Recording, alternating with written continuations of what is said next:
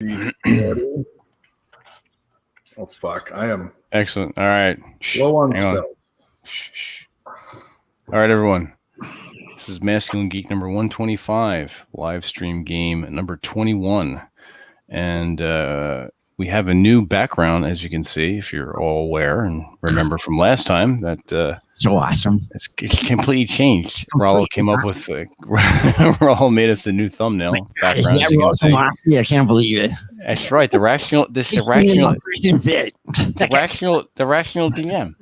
All right, everyone. So without further ado, we're going to get started. We're going to dive right in because we're going to have an interesting evening. So, Mr. Rational DM, take it away. All right. Hello there, children. How's it going? There we go. I have my stream deck is now in full effect, so I've got like you know what I need to do is I need to set up the stream deck so I can put like when you whiff or something.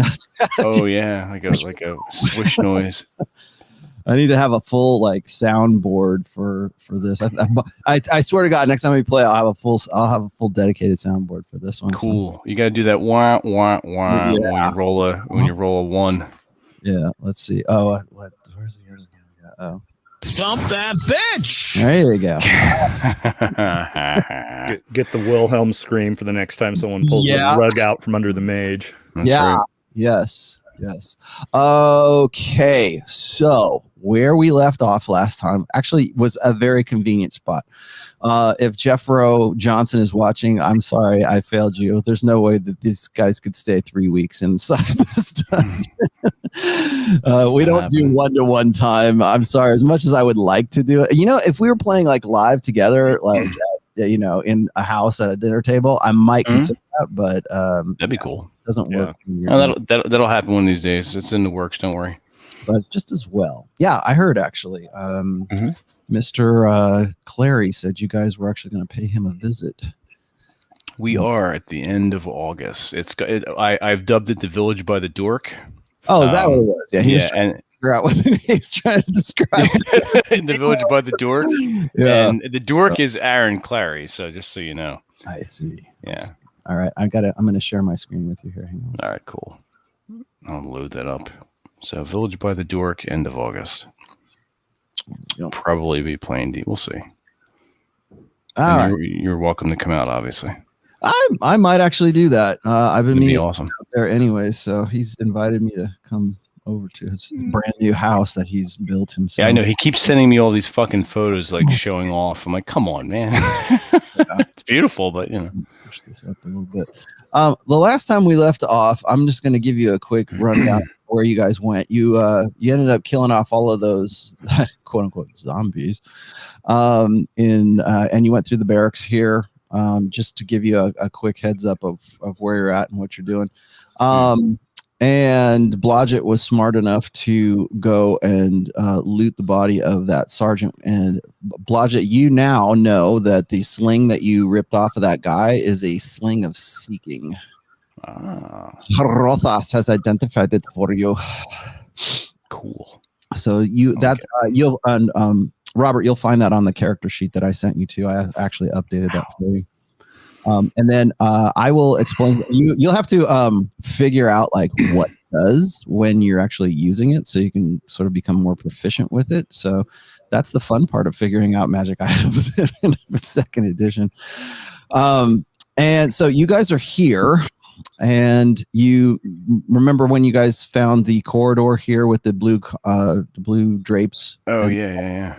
And it's very muffled sound in here. The rug is still the same kind of rug, although it's a little bit nicer. It's not as rotten as the other. You managed to also, now you guys were actually up in this corridor right here last time we left, but you would have found this door anyway, so I just gave it to you. Okay. And you needed a place to recover and sort of like power down a little bit and get some rest. And this was actually, you couldn't have asked for a better place to actually sit in here. Do we get a long rest or short rest? You get a long rest, my friend, and I will tell you just how long in just 1 second. Cool. And how many hit points does that we regain? What is the long rest? All of them? No, well, you don't get all of them back, but you get your hit die back, so you get to roll. What are you at right now, anyways? I'm at 30 out of 57. Okay. Okay, somebody's sounding off. Who's echoing? I don't think it's me. I'm not. I shouldn't be echoing. I'm down 2 hit points. All right, you're back up 2 hit points now. I'll give you those. You'll certainly get those. Nice. Okay, so this is the, let's see, blah blah blah blah blah. This okay, so inside here, the door is actually was actually ajar, and it swings open a bit. The room that you're in right now is filled with open barrels, old leather chests, and pieces of boards and twine. And there are there's a small fireplace, which is where Rothos is right there. There's a small. I've seen that. It is empty. If you guys wanted to, you could probably fire it up, but you have wisely not done so to give away your position. All of the barrels and the chests are all empty. It looks as if this was a storeroom of some sorts. The fireplace is not seeing use, but a breeze is blowing down it. So it causes the door to occasionally swing. So that's why it was loose. Let's see. Okay, so I'll just let you guys sort of explore the room a little bit here. You guys have been here for quite some time. You don't really know how many hours, but long enough for you guys to even take a nap. I need, let's see, Aldemar, I need you to do a perception check, and Gray, I need you to do a perception check. I rolled a 1, so it was crappy. Okay, you're asleep. 14, and what is my perception? +4, so 18 is my total. Okay. The one thing that kind of strikes you as odd is you have not, and Blodgett, you know this too, there have been no patrols that have gone by here whatsoever, which is kind of odd considering you know that they know you're in here somewhere. Right, and we've been practically tripping over bad guys the whole time. Yeah. If they're not patrolling here, it's probably because they think there's something else even more dangerous. And you guys have been here for long enough to get some sleep even. So you've been here, you guess, well, since Aldemar whiffed on his perception check, you all can guess that you've been here at least 4 hours and possibly more. You're not really sure. If you had a smarter ranger, you'd be able to tell how long you were here. Okay. With that said, any questions? Anybody doing anything? You've been sitting around here eating rations. The only light is actually Lupo's bullseye lantern that he's kept on in this, and it's been enough for you to sort of like look around the room. have we found anything in any of these barrels or what look like boxes or? Nothing in the barrels. Let's see. I dropped out for a minute. Did you say we get any hit points? Yeah. Give me roll a d10, please. All right. Where's my? Yes. Where the hell's my D10? There we go. The special dice. It's the Special dice. funny looking dice. 6. 6. Okay. And what's your constitution? My constitution is 16. 16. So that would be Plus 3. 2. Plus no. Well, no. So you rolled a 6, so you get 8 hit Correct. points back. Yeah, okay. All right, that's cool. So I'm up to 38. Thank you. And Duncan got hammered, so he's been like kind of sacked out and trying to sort of recover and eat and Gray has sort of ministered to his wounds. Let's see. Okay, Blodgett, I need you to roll d20, and Gray, you roll a d20. Okay. Oh, fuck. 2. Okay. I rolled a 13. That's without being modified. Okay. When you and Gray are searching, I'm just going to give you a natural search because you're a curious little halfling. Right. I was going to say that there's no way he's going to be sitting still for 4 or 5 hours. Yeah, I know. So all the barrels are empty. Gray is looking in barrels. There's basically nothing. This seems to be like a storage room where they would keep this kind of paraphernalia, I guess, for trips. Like you've managed to figure out that these are for like slave caravan type stuff for provisioning and things. Okay. They're basically just boxes to put other shit in that there's nothing in. So let's see. A close examination of the room reveals that there's a leather pouch next to the door, behind the door, actually. And in the pouch is a hammer and a chisel. Door hinges are marred, and the pins are slightly battered. That is about all you find. So you found a small hammer. Okay. Are the hinges on our side? They swing. And a chisel in it. Well, you had mentioned earlier that one of the doors was kind of moving with the wind. Maybe they were trying to repair. Well, the wind is coming down through the chimney here, which is cold, hasn't been used in ages. It's what's making the door kind of swing slightly is the breeze coming through there, and it's the hinges look like they're not really well taken care of. I guess. From what you can see, but other than that, it doesn't seem like they're like too concerned with the shit that's in here because the door wasn't locked at all. Okay, I will make sure Gray knows about the hammer and chisel as well as the marks around the hinges, and that way, if there's something perhaps he might have a thought about, he could share it with the rest of us.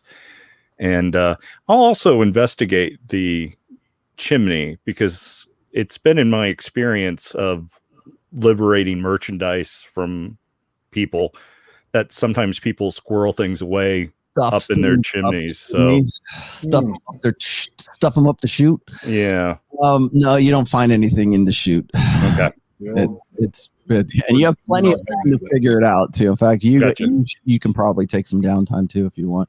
All right. Great, you've managed to be in prayer for a while, for enough hours to get your spells back to where they're at. Rolthos has had enough time to recover the ones that he had already cast, so he rememorizes up to his full load of spells.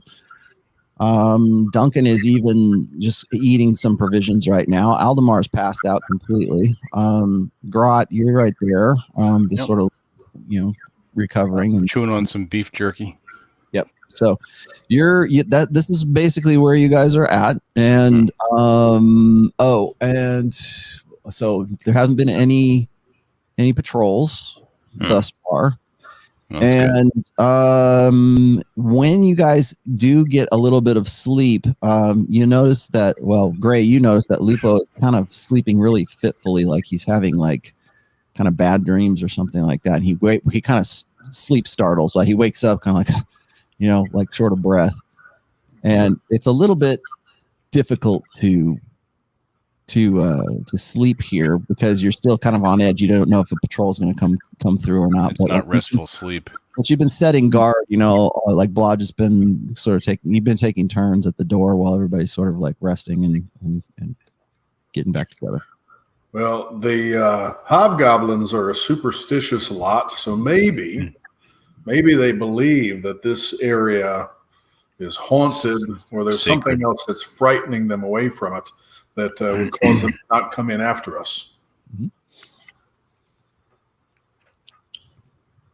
So that's where you're at. But you guys are kind of on edge, but you don't like your sleeping is a little kind of sketchy, but you guys are kind of chalking that up to the fact that it's almost been too quiet.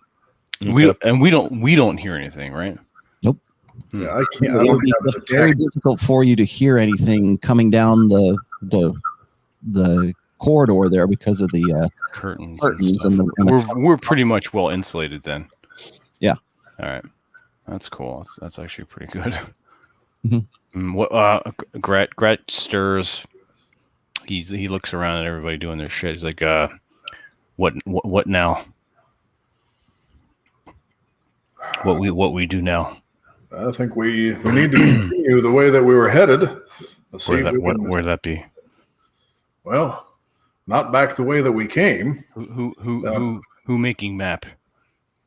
Oh, I'm letting you guys can go back the way you came if you want, but as far as mapping is concerned, as long as you have Aldemar in the group, you are probably not going to get lost. Okay, Aldemar map in head. Yeah, he's very good at directions and that kind of stuff. All right. Aldemar. I'm going to wake up Aldemar. Okay. When you go over to wake up Aldemar, he sleep startles as well, very similar to what Lupo does. Like he's kind of like, whoa, calm down, Aldemar. It's a grat. Am I awake now? You are okay?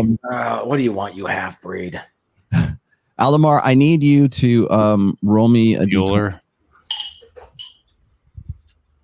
What? I'm here. Roll me a d20. You need the cricket noises, Rala, too. I know, right? I have them. Yeah. Okay, I rolled an 18. 18? Okay. When you were dreaming, you dreamt that you are seeing through the eyes of that hawk again. The Cooper's hawk. And what did I see?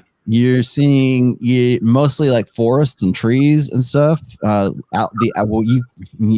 You're guessing at this, but it could be like the outlying area. You don't see you didn't see the outside of the stockade or anything, but it is the only thing you do remember is that it is like late afternoon, so it's like the sun is going down. So your guess is you've been here for at least half a day, if not a full day. Aldemar, what do you think where we go now? Let's see. Trying to just what this is where my D&D skills are somewhat limited. What do you roll for when you're because I just rolled for perception, right? Mm-hmm. Okay, so what else? I guess can I roll for perception again of like just reading? Because I wasn't awake when they were discussing all this. I guess Rollo, would Aldemar have a bit of a dungeon, like sort of a dungeoneering type skill? No, Aldemar is more outdoors, man. Okay, he's outdoorsy guy. As far as being indoors, he still has a good sense of direction. So that's why I said, as long as you got him in the party, you'll be okay with the the mapping kind of stuff. I usually when we were playing the other game with Aaron, he was mapping actually while we were doing it. So, and I figured I'd just let that go. And then, because remember, I wasn't doing the Photoshop thing when we were playing the first game.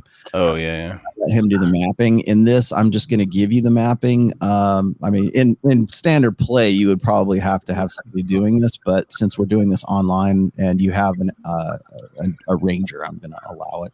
Gotcha. Okay. All right, thanks. You lose him, and then I'll make you. Shit. Okay. So I guess what I'm going to just say is that let's. I think we should leave the cellar wherever we're at right now, and we should try to kind of make our way forward. That good idea. Everyone, I'm going to look at everybody. Everyone rested. Everyone rested. Wait, Lupo. Okay. Yeah, Lupo he's awake now. He's just kind of like dusting himself off. And all right, let's gather things and go. Yeah. So you have full spells. Aldemar and Lupo are kind of on edge. Gray, you notice that, and Grot notice it in Aldemar. Duncan is just Duncan. Yeah, Blodgett is Blodgett, and Rothos is too kind of absorbed with reading and putting the spells together. Spells in his brain. I ask Lupo, something troubling you? You seem to be having difficulty sleeping. He says, "Oh, just bad dreams, Father. Bad dreams." He's kind of like does that the eye thing again. Is there anything you remember from them? Just something about smothering. Oh, Smothering. What movie? The Smothers Brothers? Something about smothering, and where are we? That's not. Is that like portents? What the hell is in it? the stockade? We are trying to find slavers. Are you okay? Yeah, he's back. He's understands where he is now. That not good. You guys clearly have not watched Alien in a long time. This is true. Yes, it has been a while. I was thinking that, but I was also thinking Blodgett's last smothering dream involved a very Rubenesque barmaid giving him lots and lots of hugs. But There you go. The face rides. Yeah, a lot more pleasant than a face hugger, that's for sure. Money buys a lot of things for halflings. Yeah, that's true. Grat like gnomes. Who? All right. Let go. Let's move out now. Grat restless for some reason. So, Gray, you were talking like you were wanting to go back and go down that other hallway instead of going forward? Oh, no. Okay. We need to keep going forward. I agree. If things have been quiet this way, we may be walking into something very bad, or we may actually have run of the place for a little while and have caught a break. Well, you might want to stay ahead of the group and sniff out any traps they might have laid for us. Yeah, it's probably not a bad idea. You guys tend to make a lot of noise, and that can be kind of distracting and hard for me to hear things, because sometimes the littlest sound can indicate the biggest of traps. So when we do move out, I will take the lead, and I'll basically being on point out in the jungle with Charlie all around. So head's going to be on a swivel, and I'll be sniffing and looking and checking and feeling as we go. Gooks in the wire. Okay. All right. Perhaps Aldemar should stay. Yeah, if I yell broken arrow, you know we're in trouble. And Grat can stay. I'll fire more than a broken arrow. I'll bring up second in second place here, so I can swing over Blodgett's head. Okay. So that'll be the marching order. Is that where you want to go? Or just you two, or Lupo and I will follow close behind. okay? All right. Let me. I need to explain a couple of other things to you guys today. Since one of the things that I think I need to start doing is when you guys are rolling to hit, I'll give you you go ahead and roll to hit. I'm gonna roll damage for you guys for a while. Sure. And I'll explain to you like how much you do or whatever. Simply because it's easy. First of all, it's easier for me to keep track of it that way, and then that way it's not like, oh well, I did 20 points of damage, I did 100 points of damage, that kind of stuff. So I'll describe to you like how damaged the critter looks or how hurt you guys are as a result of that. Gotcha. If you take damage, of course, I'll tell you what the numbers are for that, but when it comes to damage rolls, I think it probably, just simply because we're playing online, it would work better if I did it this way. It's another thing, like if we're playing all together and we're rolling right there, then that's fine. Like if you guys are throwing dice for hits, that's cool. But like I thought about this and I thought, you know what, your characters probably wouldn't know that the difference between like a hit that did 8 points of damage and a hit that did like 10 points of damage. So I'll let you guys know. And the other reason why I want to do that is because I'm still converting like the critters that are in this module to 5th edition too. So bear that in mind. And it's kind of like, remember how I told you how I'm just going to have you roll D20s and then I'll let you know what they were for afterwards. Or if you guys are, or if you say, hey, I want to do a perception check, then that's fine. Just go ahead and roll for that. But if I'm asking you for something, or if like you pass by something, then I'm going to have you make a roll, and then I'll let you know if something happened or something didn't happen. Okay. Because what happens is every time you do a roll, it gives away something. So it's like, oh, well, I just walked by this section and I had to roll. I wonder what was that? The Matrix is resetting itself. Right. Yeah, as it's usually want to do. Yeah. All right. So, Blodgett, you're taking the lead? Yeah, taking the lead, sword, dagger drawn, head on a swivel, poking, prodding, listening, feeling, checking. Oh, and then last but not least, I need you guys, especially for this next, what's coming up here, and actually really kind of from here on out, you guys let me know like what is like what you are specifically doing. Like Blodgett, you had to go all the way back and pick up that sling because you remembered that sling, right? And went and grabbed it. Okay, so that's fine. That's a kind of detail that I'm talking about. Okay. Like, since you guys just found that little pouch with the hammer and the chisel in it, unless you say, "Hey, I pocket it," it's you. I presume you're just leaving it right there. Gotcha. Okay, and then also if you say, "Hey, I'm going down the hallway and I've got my dagger drawn." Okay, great. If I like Grot says, "Okay, I'm going down the hallway and I have my great sword drawn," that's fine. But like if you go, "Okay, well now I'm switching over to my bow," right? Okay, well that's gonna take an action. Yeah. So, well, I need to know like how you're doing something. So like Blodgett, you just did Robert, you just did this perfectly. You're like, okay, here's what I'm doing. I'm poking, I'm prodding, blah, blah, blah. I mean, you don't have to give me like intimate detail of every single thing, but just like give me the basic idea of what you're doing. And I'm gently caressing the blue velvet carpet. Yeah. Especially especially if you are searching for traps, I'm going to presume that all your weapons are sheathed because you need to, unless you're prodding with like a short sword or something like that. Well, I'm using whatever tool is appropriate when I get to that point. In general, if I'm just walking in the darkness, I have a sword ready, but as I'm, one hand free if I'm checking something because that's what I need, using the sword if that's what I need. So I'm adjusting to whatever situation you're throwing at me as best I can based on the info you gave me. Okay. And in the case of the hammer and the chisel, I gave that to Gray when I found it. What he did with it is up to Gray. Okay. Gray, you have the hammer and the chisel. Okay. I am going to put it in a bag on my belt. I'm assuming I have one. Yeah. Grat has his long sword as he's following a little bit behind Blodgett. He will have his greatsword drawn and at the ready and looking around and just checking things out with his fighter senses. You guys have just gone outside the door. You are both. You both have infravision, so you don't need light right there. So nothing's really spoiling it for where you're at right now. Cool. Okay, so you guys just got outside. Gray, what are you doing? You're pocketing the. I'm putting the hammer in my in the chisel in my. Oh, actually, I'm going to examine it. Is there anything unusual about this hammer and chisel? Any markings on it? No. Anything about the materials? No, I mean it's not poorly made, but it's pretty much run of the mill, average. Okay, I just pocket it. Okay, Lupo's right behind you. He has the bullseye lantern lit. Duncan is sort of dusting himself off and kind of stretching a little bit and getting ready to do whatever. Aldemar, what are you doing? You're down here. You woke up and Grattan and Blodgett have exited the room. I'm going up to where Gray is, and I've got my sword out.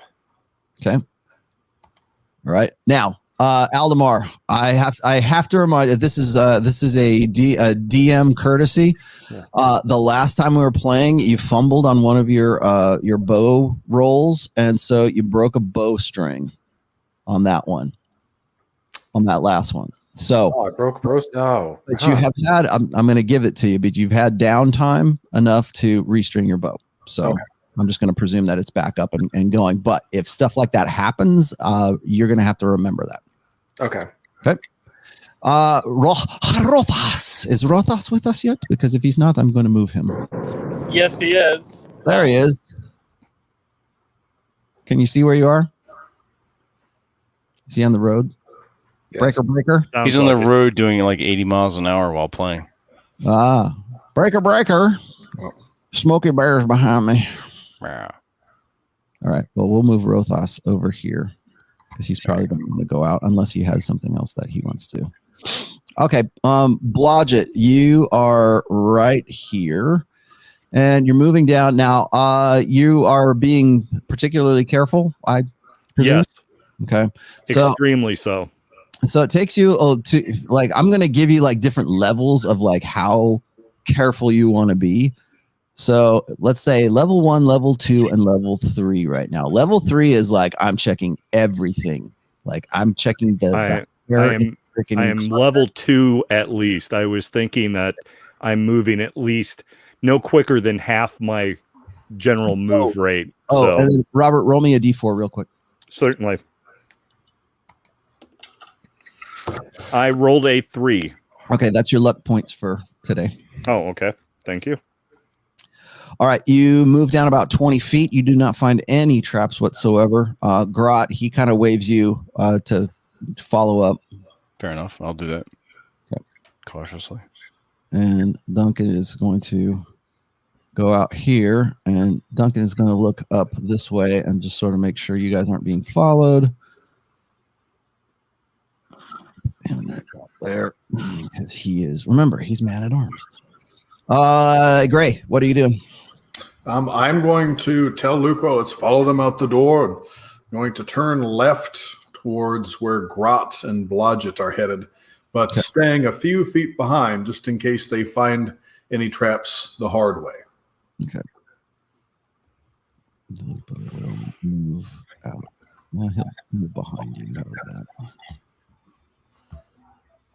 Okay. Aldemar. All right. Well, I'm just going to follow him. Okay. With my sword out. I'm not using my bow. You want to go follow Grot? Yeah, I'll Gray? follow Grot. Okay. There is Rothos back yet? Rothos, you are at the mercy. Hey, you guys hear me? Yeah. Yes. Again. Okay. Sorry, Rothus is in the back. He's just right here. with his hands ready to cast a spell. Okay. All right. So you're all set. Cool. So And you he's can hit. You can hit us with. You can hit us with the spell.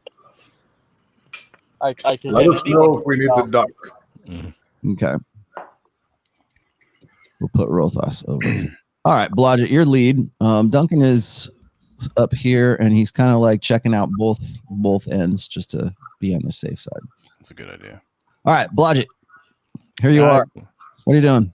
Continuing to move forward and investigate. 2. 2. Okay, 1, 2. Get to this point. Roll me a d20, please.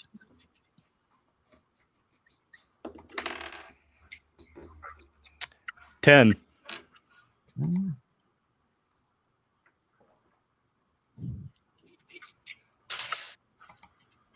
You find absolutely nothing. All right.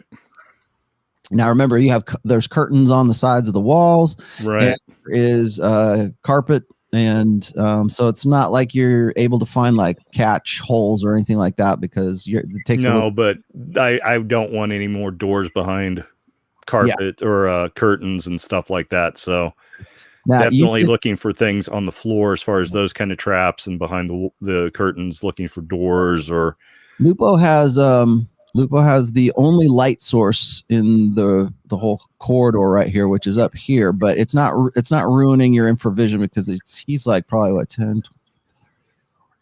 He's about 50 feet away, 60 feet away. So okay. The light stretches just about 40 or 50 feet. So you're looking into darkness going this way. Okay. Okay. All right. Grot, what are you doing? All right. So do I see anything? Let me roll perception. No, see if I do what you want. Yeah, I'm doing what I want. Damn it! All right, I rolled an 18. Okay. On 20-sider. Perception? Yeah.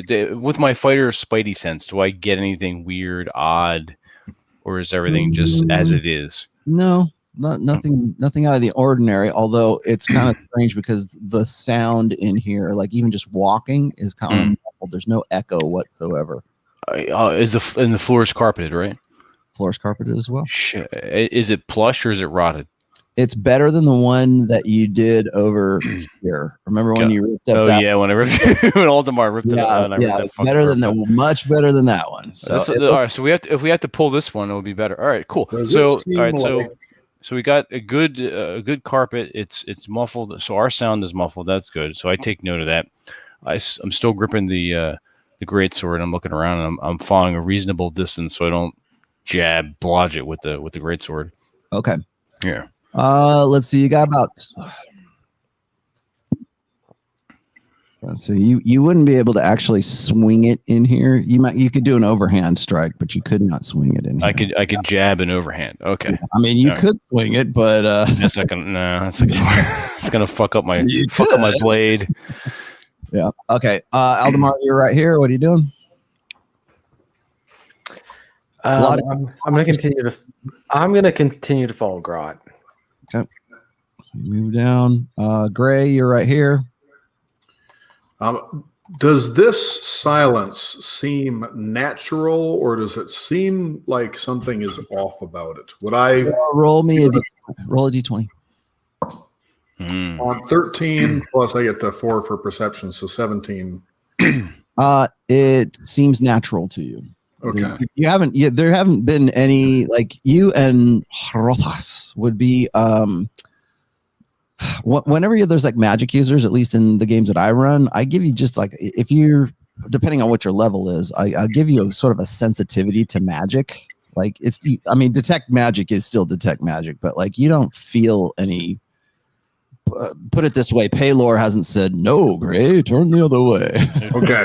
No tingles. Yeah, no tingles. Nothing's tingling. But it is kind of strange because like even your conversation with Lupo in this corridor, it's muffled. It's almost like being in like, like I got the soundproofing right here.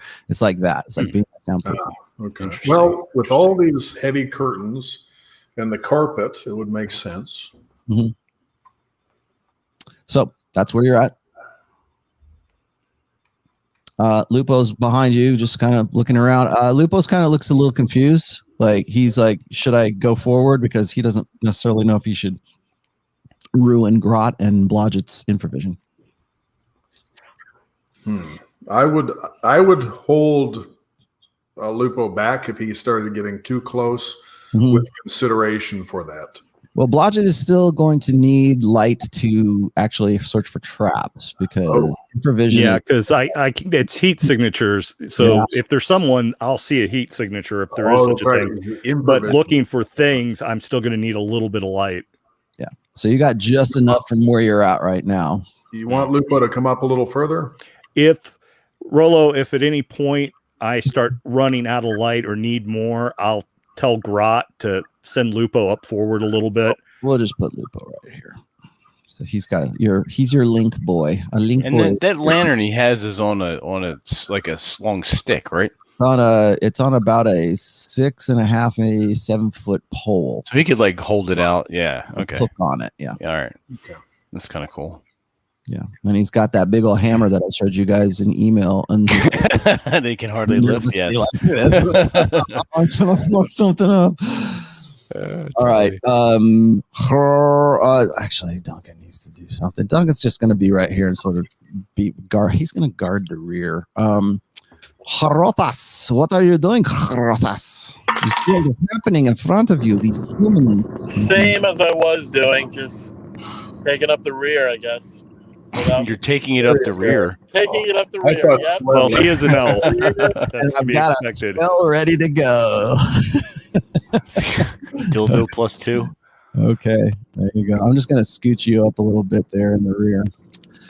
And Duncan is going to set right there. Okay, Blodgett, back to you. All right. A couple of things. First off, I tell Grot that something about this doesn't feel right. I have a feeling we're walking into somewhere fancy or maybe important because something about our surroundings seem a little too I don't know. There's just something different about them compared to everywhere else. Gret learned new word opulent. This opulent. Yeah, tell Gray. He'll know what I'm talking about. Yes. And I asked him to share that information back to the group. I will move forward again at about half my movement rate, investigating things at about a 2 security level. Something, like I said, I feel like we're walking into somewhere, and I can't explain why. Walking. And I may be completely wrong. It's just my gut. Okay. From where you're at, roll me a D20, please. Oh shit. I rolled a 13. Not bad. You find nothing. Okay. The floor feels pretty sturdy. Everything else looks pretty much like everything else that you've seen thus far. Okay. Grot, you're up. Grot's going to shift forward and stay with like 6 or 7 feet away from Blodgett, not too close. I'm lightly tapping the drapes on the right hand side, just like touching them with the sword, just to make sure they are drapes. You can, they are drapes, and All you right. can feel that there's some kind of stone behind them. Okay, so there's stone. All right, so stone. There are drapes. Yeah. Decent carpet. You can actually kind of pull the drapes to one side, and you can see that there's stone behind it. Okay, so I check and take. Well, Grat sees stone. All right, this good. Give me roll me a d20 right quick. All right. I only rolled a 6. Okay. Looks like heavy stone. Heavy. There heavy stone behind drapes, just in case you wonder. So Grat will continue to be on the alert, holding his great sword, but not anywhere near Blodgett, and he's on the alert and just checking. And I can still see with the infravision, right? Yeah, just barely enough. All right, okay. Still behind you, just kind of foiling it a little bit from washing it out. Focus straight ahead, you can use it. Okay, all right. So turning around, no. All right, so I'm going to tap Blodgett, lean over and tap Blodgett on the shoulder. Okay. Blodgett. Blodgett muted. Yeah, Blodgett was muted. Yeah, Blodgett comes to a stop and looks back and goes, "What do you need?" This not something odd. What do you think? I don't know. Like I said, this just seems way too fancy compared to everywhere else we've been in this bloody place. And it's something about it's just rubbing me wrong. Grad kind of stamps on the carpet. Yeah, this carpet good. Yeah, too good. That's what's bothering me. Like I said, it seems a little bit too opulent. Why is it not decaying and rotten like the rest? That what we think. Yes, that would worry Grat and Blodgett. My gut's telling me this is something that they don't use a lot, or only the highest and mightiest and fanciest of people get to use this. Like I said, it's just my gut. I don't know for sure. So there's just something about this feels wrong. Something important down end of hallway. Yeah, or something really bloody dangerous. I'm not sure which, but by Vecna's bloody stump, I'm not sure that I want to walk into a trap. I agree with you, and I pat him on the shoulder. Aldemar, you see Grat pat Blodgett on the shoulder. I run up to him and say, "What in the name of God are we waiting for?" Grat will turn to Aldemar. We moving slow because this bad feeling about this very nice hallway seems nicer than other areas, and we may be moving into trap or somewhat important. Of course, we're moving into a trap. Well, I mean, come on, we've gone through rotten crap, literal crap, mud, guts, everything else. Fire, Bear. Don't forget Bear. Oh, how can I forget Bear? You still got his teeth and eyes, don't you? I do. Yes. Good. Grad have Bear head too. Well, something about this is just, like I said, it's too fancy. We may be in luck. This may be an area that they haven't found or haven't really used a lot. Or it may be something that only, like I said, the highest and mightiest get to use.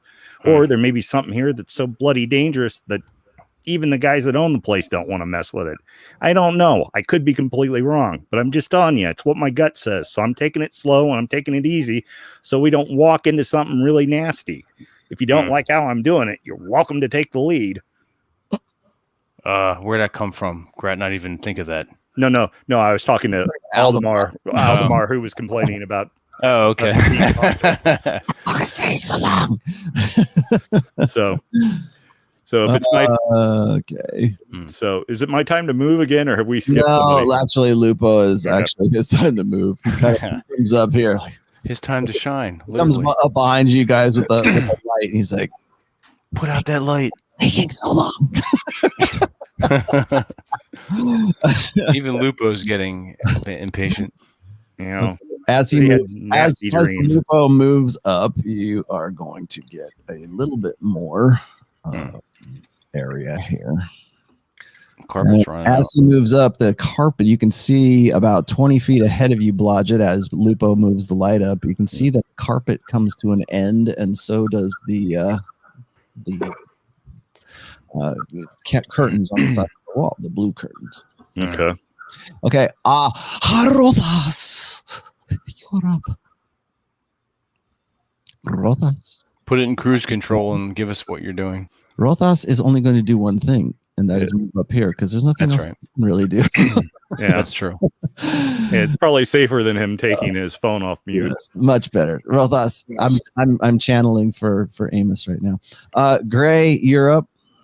I would like to stay a few feet behind everybody else, as long as Duncan is in the back, guarding from How many- anybody sneaking up on us. Exactly. Would you like to stay back?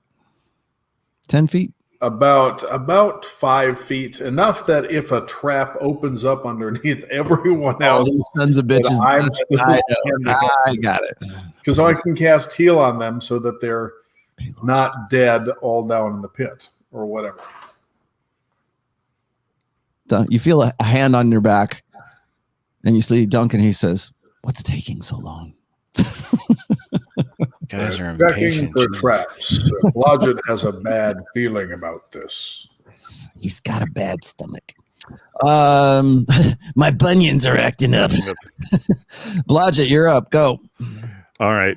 I will go on ahead and move forward. Is that about 20 feet to the end of the carpet there? Yeah, that's about right. You All can do right. that. I will move up as much as I can. And once I get to the end of the carpet, I will investigate that on a level 3 before moving any further up. Okay. Roll me a d20, please. Dun, dun, dun. I rolled a 12. Okay. And that will allow you no failure. Okay, say it with me. No whammy. No whammy. No whammy. No whammy. All right. You find a wire stretched across like Oh shit! a guitar string. Like My hand goes up immediately to stop everybody. And then I point to Grot and just kind of give him the finger to come up a little bit. Mhm. All right, Grat moves up to check out what Blodgett is looking at. It's like a metal guitar string. You can see it now too, Grot. Mm. It's very How- obvious too. Is now it, that- how high off the ground is it? It's about for a human, it would be about mid shin. Okay, I can do what I did before and just straddle both sides of it, and so everyone can, because we did that at the bottom of the stairs when we were outside in the courtyard, to let everyone pass through.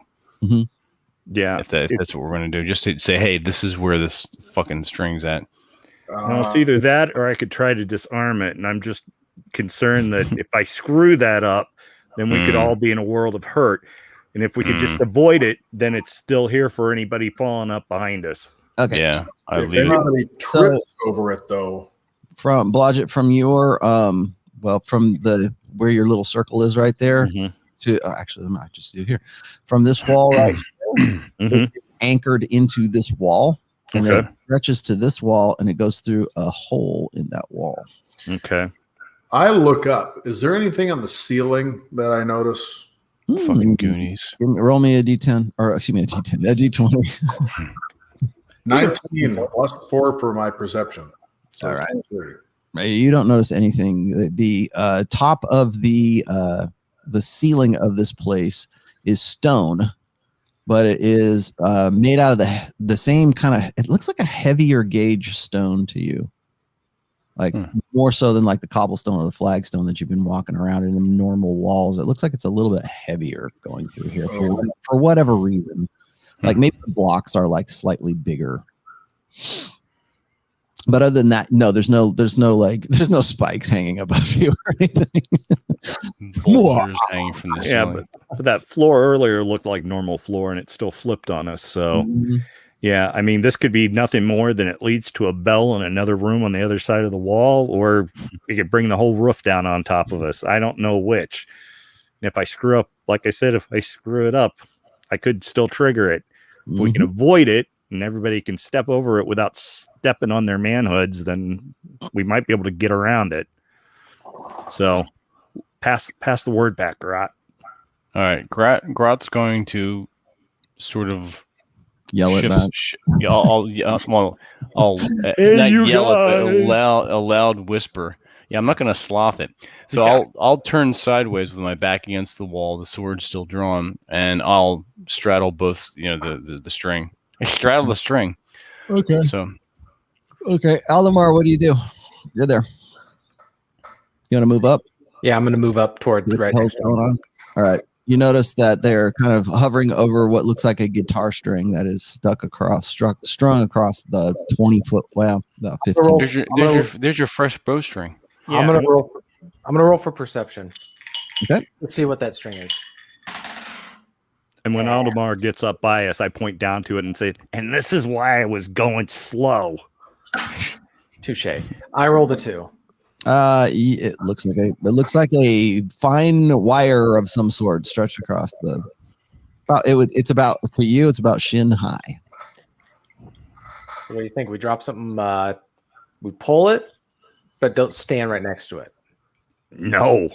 All right. Like I said, it might trigger an alarm. It might trigger a trap. Either one could be really, really bad for us. If we leave it here, let's mark the spot where it is. So that Grad is actually the mark for the spot. Okay. So should I have Grot lift me up and put me over it? Since you said it's about shin high for a human, does that put it up over my knees or toss me? You'll have to toss me. What? Yes, toss me. Don't tell the elf. Yeah, don't tell Aldemar. Actually, Blodgett, you could jump right over it if you wanted to. Okay, when it becomes my move, that's what I'll do when I'm sure it's safe to do so. Gray, you're last on the list. What do you do? Fall in the pit on the other side. I move up to the rest of them to see what all the commotion is, what they've found. Okay. Find out why it's taking so long. It's taking so long. So you see, you understand what's going on. There's a guitar string stretched across the. It's about a 10 gauge guitar string. Okay, Blodgett, you're there. You can jump across. You don't even need a sturdy check. It's like skipping rope. Okay. Okay. Right about this line right here is whereabouts it is. Okay. And then once I hop across, I will at about a 3 as far as my scrutiny level, investigate as I move a little bit further down the hallway, just to make sure that once those guys get on the other side of the wire, they're not going to have any great desire to immediately run back and trigger whatever it is that's there.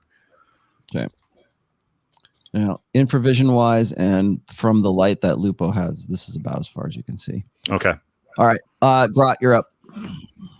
Blodgett just skipped across the. All right. I'm going to wave everyone over the wire. I'm going to be like the crossing guard here at the end of the carpet to the stone over the fucking wire. All right. So no one trips over it. Aldemar, you're up. The wire is right there. All right. I'm going to walk over it. Okay. Okay. There. Oh. Harothas, you are right here. Is he? Amos, are you? Yes. I am. You see all of this transpiring before you. I will slowly You're approach with the endless group. curiosity. Yeah, I will slowly approach the group to see what they're doing. Okay. You notice that right there in front of you is a fine silverish wire that is stretched across right at about shin height. That Grat is straddling. Yeah, that's Grat is right there. He kind of does one of these numbers, just so you know that that it's right there in front of you.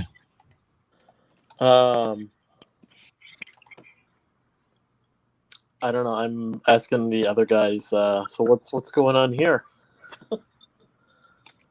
Nothing. Just jumping over trap. I just easily step over it. Okay. I'm going to put you right about there. Let's push Blodgett up a touch. Lupo will come up behind you, Grot, and Gray. You're next up. Okay. I am going to just follow a few feet behind everybody, keeping an eye on what they're doing. Mm-hmm. Okay. And you will be right about here. Okay. And there's Duncan. Duncan is right there with you. All right. Now, Blodgett, you're up. All right.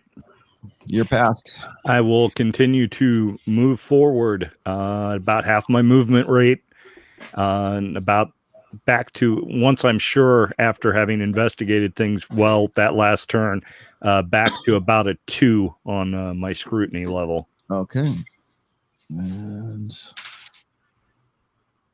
you do not find anything in the 20 feet that you moved. Okay. Now, let me know if there's anything special you're doing other than just sort of like I've noticed. Once I've noticed that the curtains have ended, as well as the fact that the carpet had ended. I'm investigating the walls a little bit more closely instead of just looking for doors. I'm actively looking for like any kind of pinholes, light sources, things like that. So I am a little bit more cautious with the walls now that I don't have the drapes Aldemar blocking my sight. Yeah. Now, by the way, the silence ends. So in the since the carpet is gone and the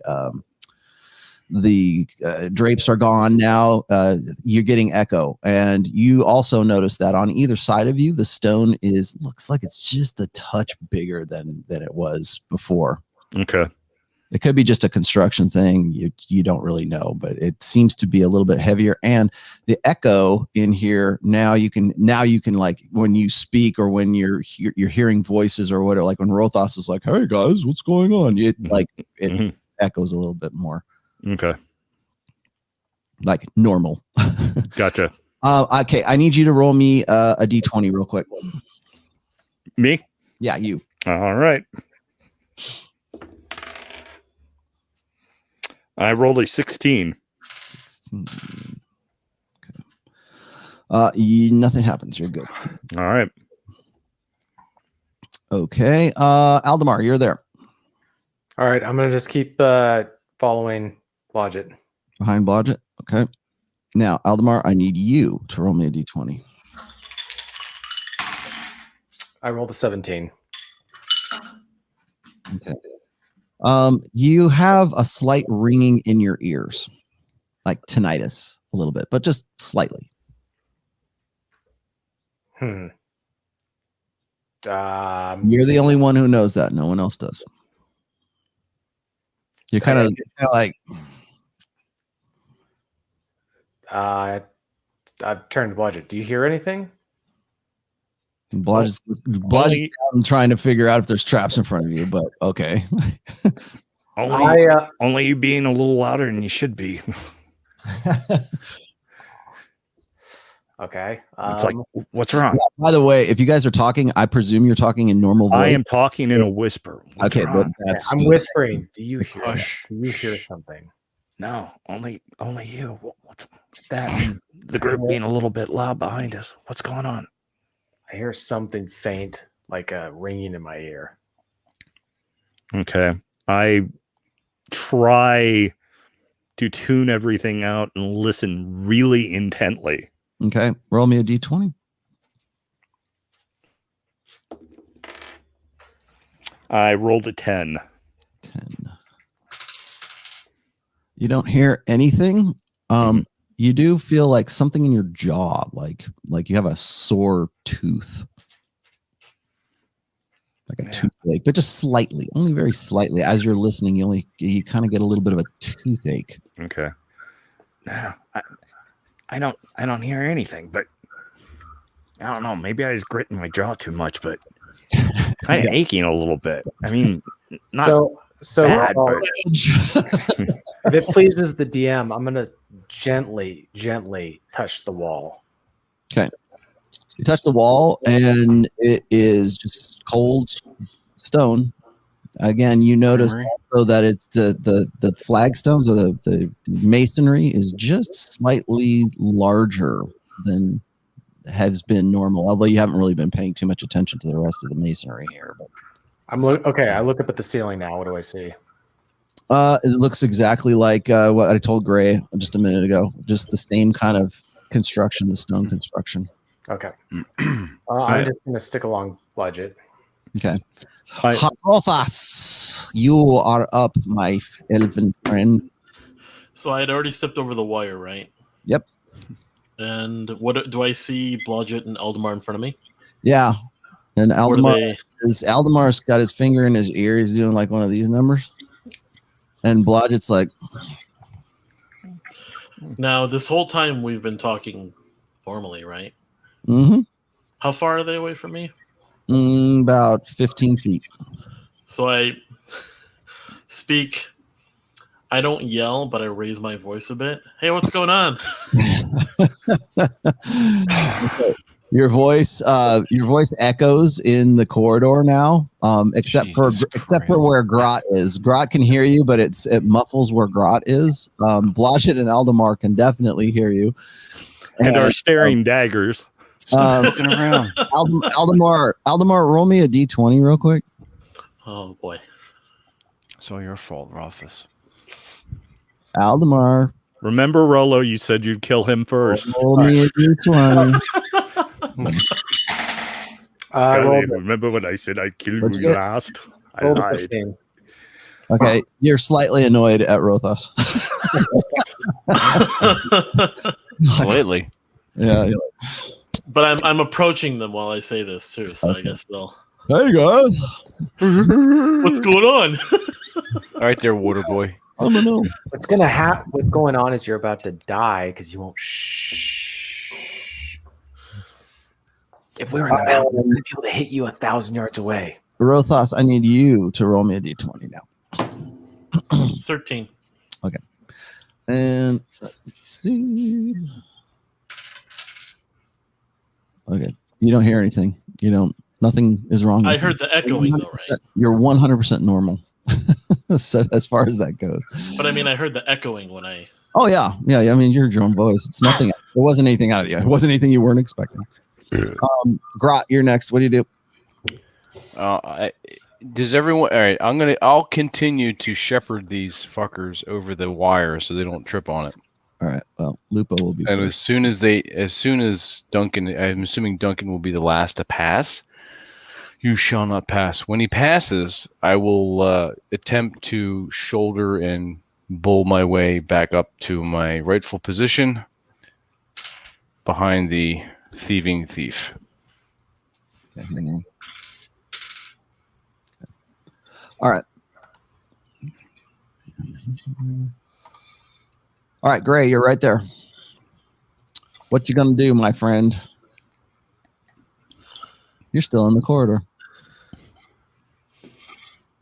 Drew. Oh, Drew. Okay. Shit. Move up.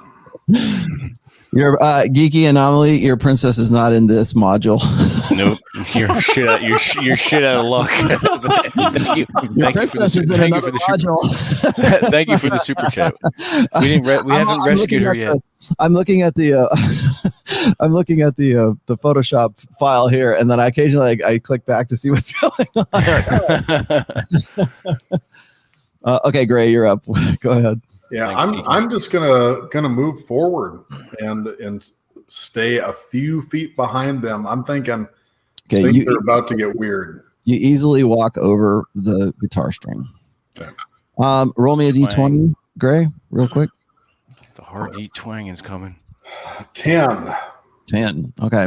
You don't hear anything. You don't see anything. You don't feel anything. Duncan is right about here. And I'll leave it right. I'll put him right there. Okay, Blodgett, you're up. All right. You ornery little fucker. Yeah. I look up at Aldemar and it's like something's bothering your ears, something's bothering my jaw. I I don't know. Maybe say something about this to Gray. He's read even way more books than I have. Maybe he'll have some idea. At least let him know. See if anything's wrong with him or the kid. Right. And So then I will. Once I've told him that, then I'll go back to investigating things and moving forward. Roll me a d20 real quick. Will do.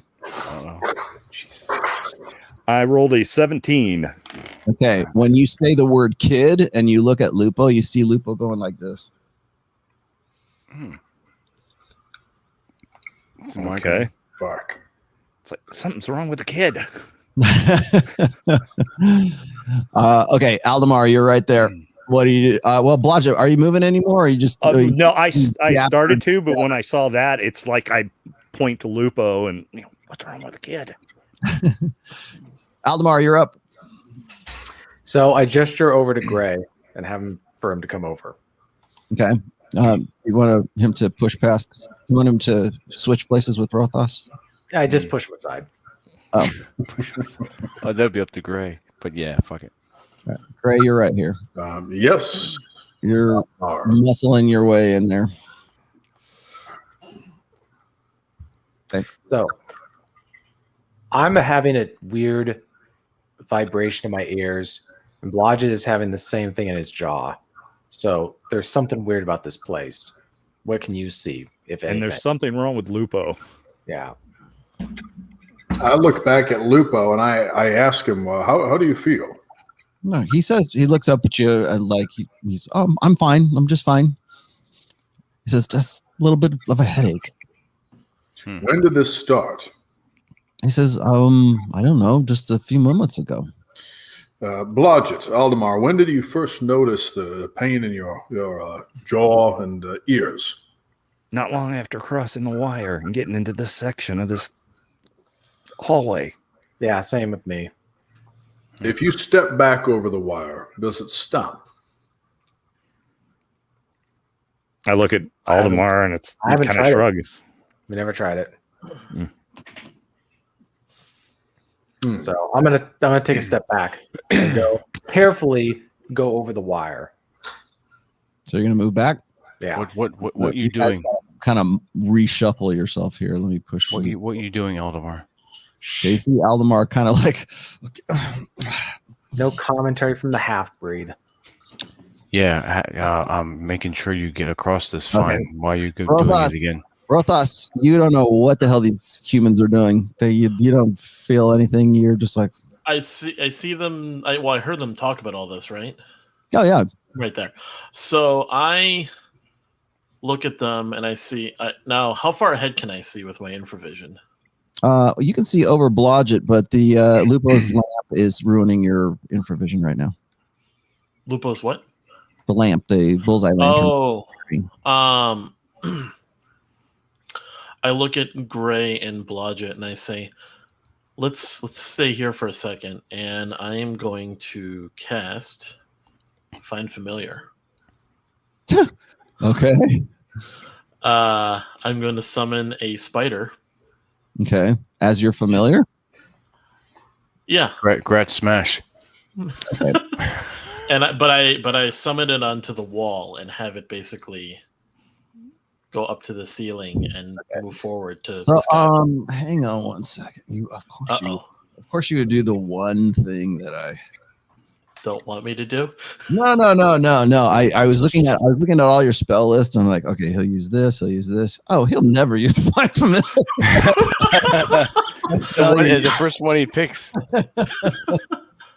Nice. Well done. Yeah.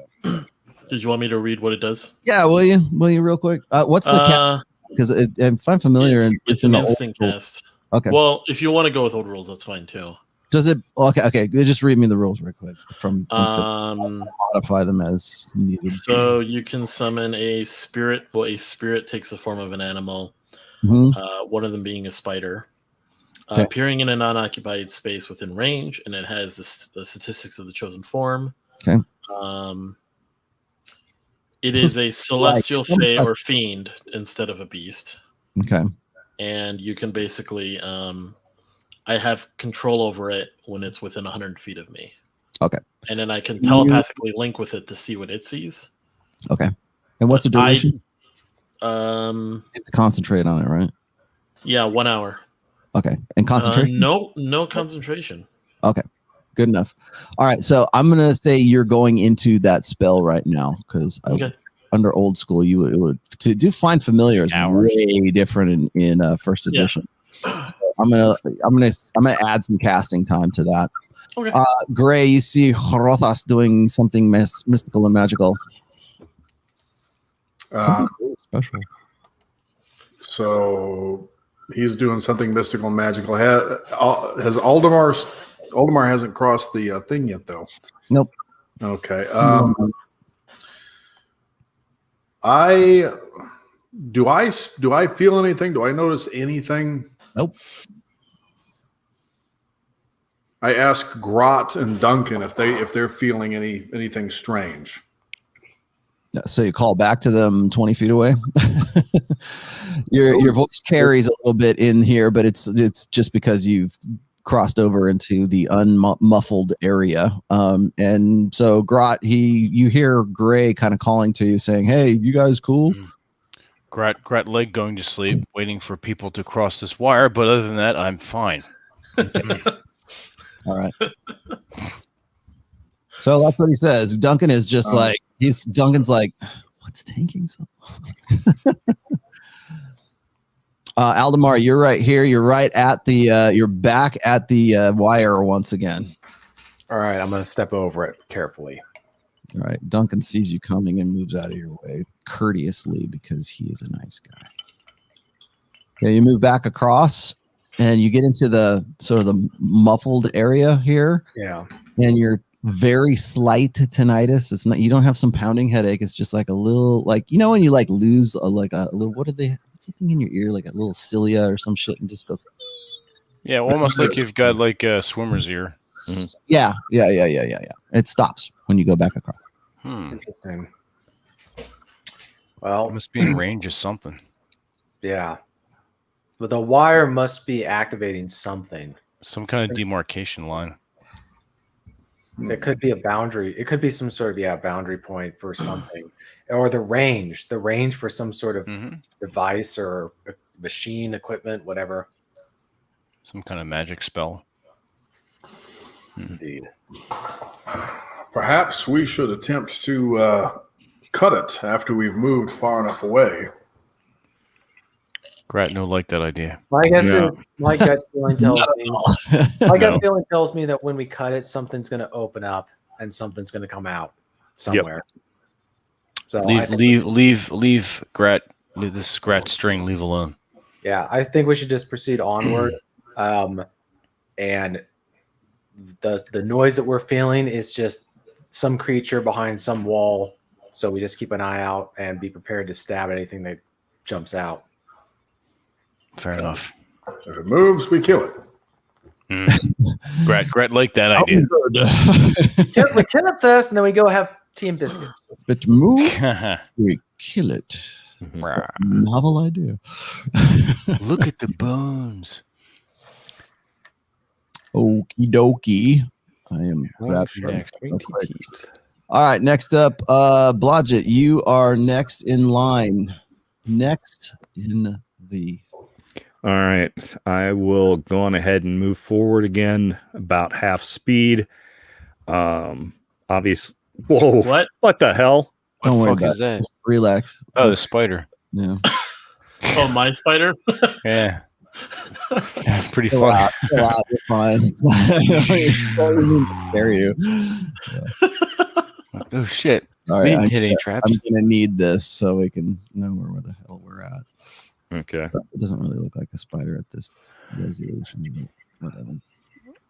And we'll move forward about half speed. I will definitely be monitoring things 2.5 as far as my scrutiny level and investigation. And I'll go on ahead and move up forward. Also kind of monitoring whether or not my toothache increases in intensity or not. And I'll wait for either Aldemar or Grot to to join me as I move forward and share any pertinent information with them should I have anything. Okay. How far do you want to move? About half, whatever my half speed is. So put you right up there. And you get to see more of this. okay. There is a corner here of some sorts, Oh. which you can see. And Rojas, I need you to do me one big favor. Yes. Okay. I need you to roll me a d20. 19. 19. Guess what you just morphed into existence? A spider. Better than that. It's a spider, but it is about yay big spider. Okay. Pretty large enough for you to see. And it is translucent when it comes into existence. It just kind of morphs into where you're at. Your spell was successful. And you've noticed that it is translucent, and it is maybe a little touch of blue in there. Kind of looks like, let's see this. That spider. It's a Kinda like ghost that. spider. So I will send it on ahead along the ceiling. Okay. Where do you want it to go? Have it go ahead of Blodgett around the corner. Logic, you see this spider kind of scurry around past you. It goes pretty quick too. Well, What would he the see it? It's bloody on heck? it's on the ceiling though. Yeah, that's fine. Yeah, but I'm like looking around for traps and stuff. So when I see this weird spider go over my head, I like come to a dead stop Put it and this way, immediately point up to it. something scuttles over your head, and you know there's something. You're like, The one disadvantage is with Find Familiar. If I try to telepathically connect with the spider, I become deaf and blind because I'm What looking else is through new? it. I see. Very good. Well, Aldemar, take note. All right. Rothas, you are right there. You just did all that goodness. Gray, you're next up. Lupo looks like he's fine now. He's like, I'll ask him. Do you feel any different? well, he feels fine now. You can tell he's a little on edge. But he was on edge back in the. So proximity to the wire. Move back closer to the wire and tell me if it changes. He does. Nothing. I mean, he's like, What are you doing? Interesting. Okay. I just move further up, but I try to not get too close. I want to stay about at least 5 feet behind Blodgett, just in case we all need to get back in a hurry. all right. Aldemar, you are on the opposite side of the wire, and you are in the muffled area once again. So what are you going to do? I'm going to hop back over the wire. Okay. Want to keep going? Yep. Keep going. Okay. I'm going to push you down right here. Duncan says, at last. He walks over the wire, comes up to about here.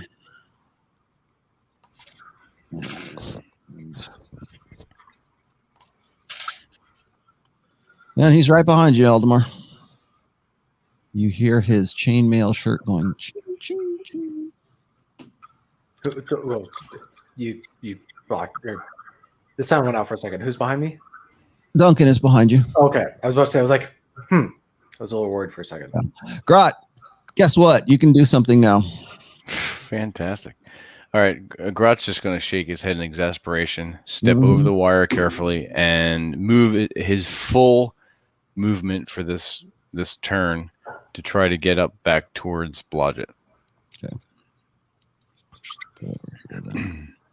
All right. Well, you have to stop at Rothos because he had just brought it. By the time you get up to him, that's when he's just finished his spell. So you're right. Okay. Roll me a d20. Okay. 5. Boy. What's your constitution again? I have 16, I believe. Let me double check. It's 16, yeah. 16. Okay. You feel fine. Okay. Glad feel pretty good. Yep. You don't hear anything, don't feel anything. You seem pretty good. It's like that scene in Big Trouble You in Little are China. at the corner of this right here, and you've noticed as you're around here that there is actually a door right there. All right. And so you kind of just curve around. I'll give you your movement. I just wanted to stop you. Yeah. I'll move around, investigate, looking in that area where you're And opening things up. the clear blue spider, the OxyClean spider, is right above you. Okay.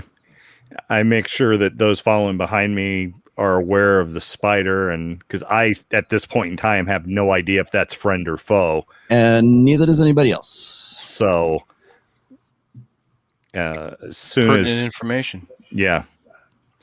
Okay, so you're right there. What are you going to do? You're Gray, you see Blodgett pointing at this thing on the ceiling, and you're close enough. You see the spider that's right there. That's on the ceiling. The blue. When I see the spider, I look back at Rothas. Okay. Rothas is like this. And then he's like, yes. And so now he's kind of out of his spell casting trance. Okay, I point up at the spider and gesture, what? Oh, that's my friend.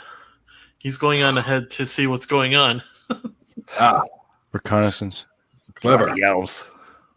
Clever. Aldemar, roll me a d20. All right, I'll roll you a d20. 19. Okay. You see the spider scurrying across the ceiling right now. You don't know where the hell it came from. Shoot it. And you see it just about to turn around the corner. Did he not just hear what I said? You're talking to Gray. There's an echo in the hallway. Echo. Aldemar, do an intelligence check real quick. Roll low, please. Yeah, I know, right? Gray was going to smash it. 18. Okay, it's a familiar. Oh, that would have been fun. All right, Blodgett, back to you. Yeah. Okay. Once I'm sure that there's nothing in the immediate vicinity of the door, I will very intently study the door, looking for traps, whether or not it's been open recently. Door is open. Door is open, not locked. There's not even a locking mechanism on it. Okay. And it is. I mean, it's a little swollen. The door is almost identical to the one that was up here. It looks very similar to that one, like standard door. Okay. And it looks like it might be swollen shut. Yeah, it'll brush along the stone floor, the flagstone floor. Okay. Anything else you want to do real quick? No. I'll wait for either Aldemar or Grot, whichever one is coming up to be by me, to let them know what I found out about the door and find out if they want to investigate that or if they want to move on down the hallway to make my decision as to what I'm going to do next. All right, Gray, you're up. What are you going to do? I'm just going to keep moving closer to Blodgett and stay, again, about 5 feet or so behind him. Do I hear, smell? Is there anything that I noticed different on this end of the hallway other than sound? No, actually, roll me a d20 real quick. 12 plus I get 4 for perception. Okay. Well, this isn't a perception check, but no, you don't feel anything or hear anything strange. Okay. And you managed to get around the corner here, and you are about 5 feet away from Blodgett. Aldemar, you're up, my friend. All right. No. Sorry, I accidentally clicked on something. So I'm going to continue going down to join Gray near the spider. Okay. That puts you right about where the spider was on the ceiling. Okay, so Hrothas, you are up now. You have a familiar that is scuttling on the top of the ceiling right now.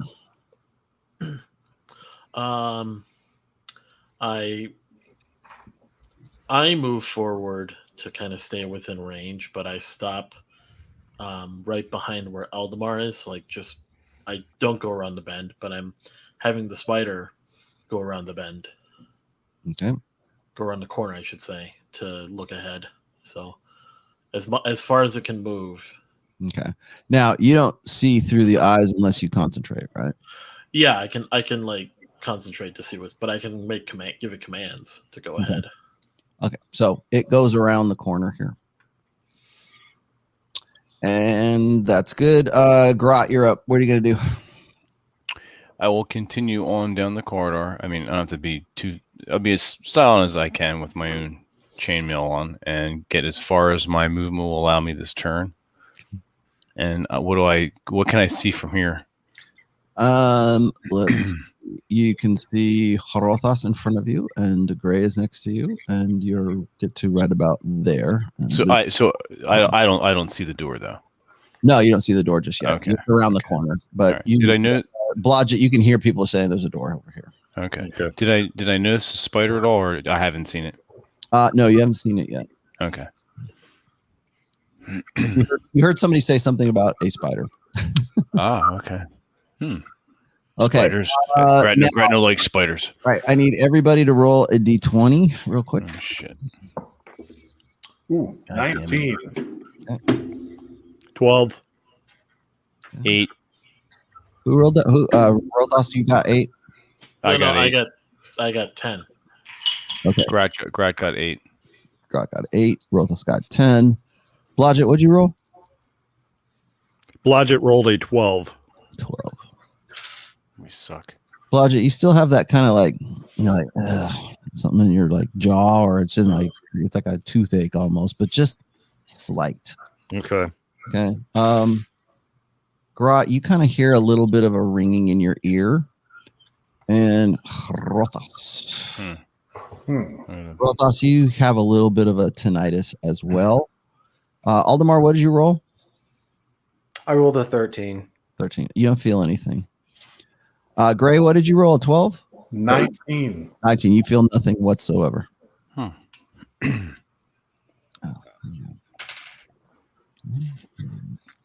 Son of a bitch. All right.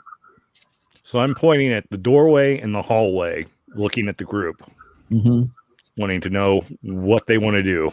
Okay. So, Gray, you see Blodgett going, I think he should check the door for traps, and then we should have Grot go in. All right. I informed Gray that I've already inspected the door, shared with him the information that it's like the doorway back in the room where we were hanging out, that there's no lock, there's no locking mechanism, and that if Grot wants to have at it, he's more than welcome to.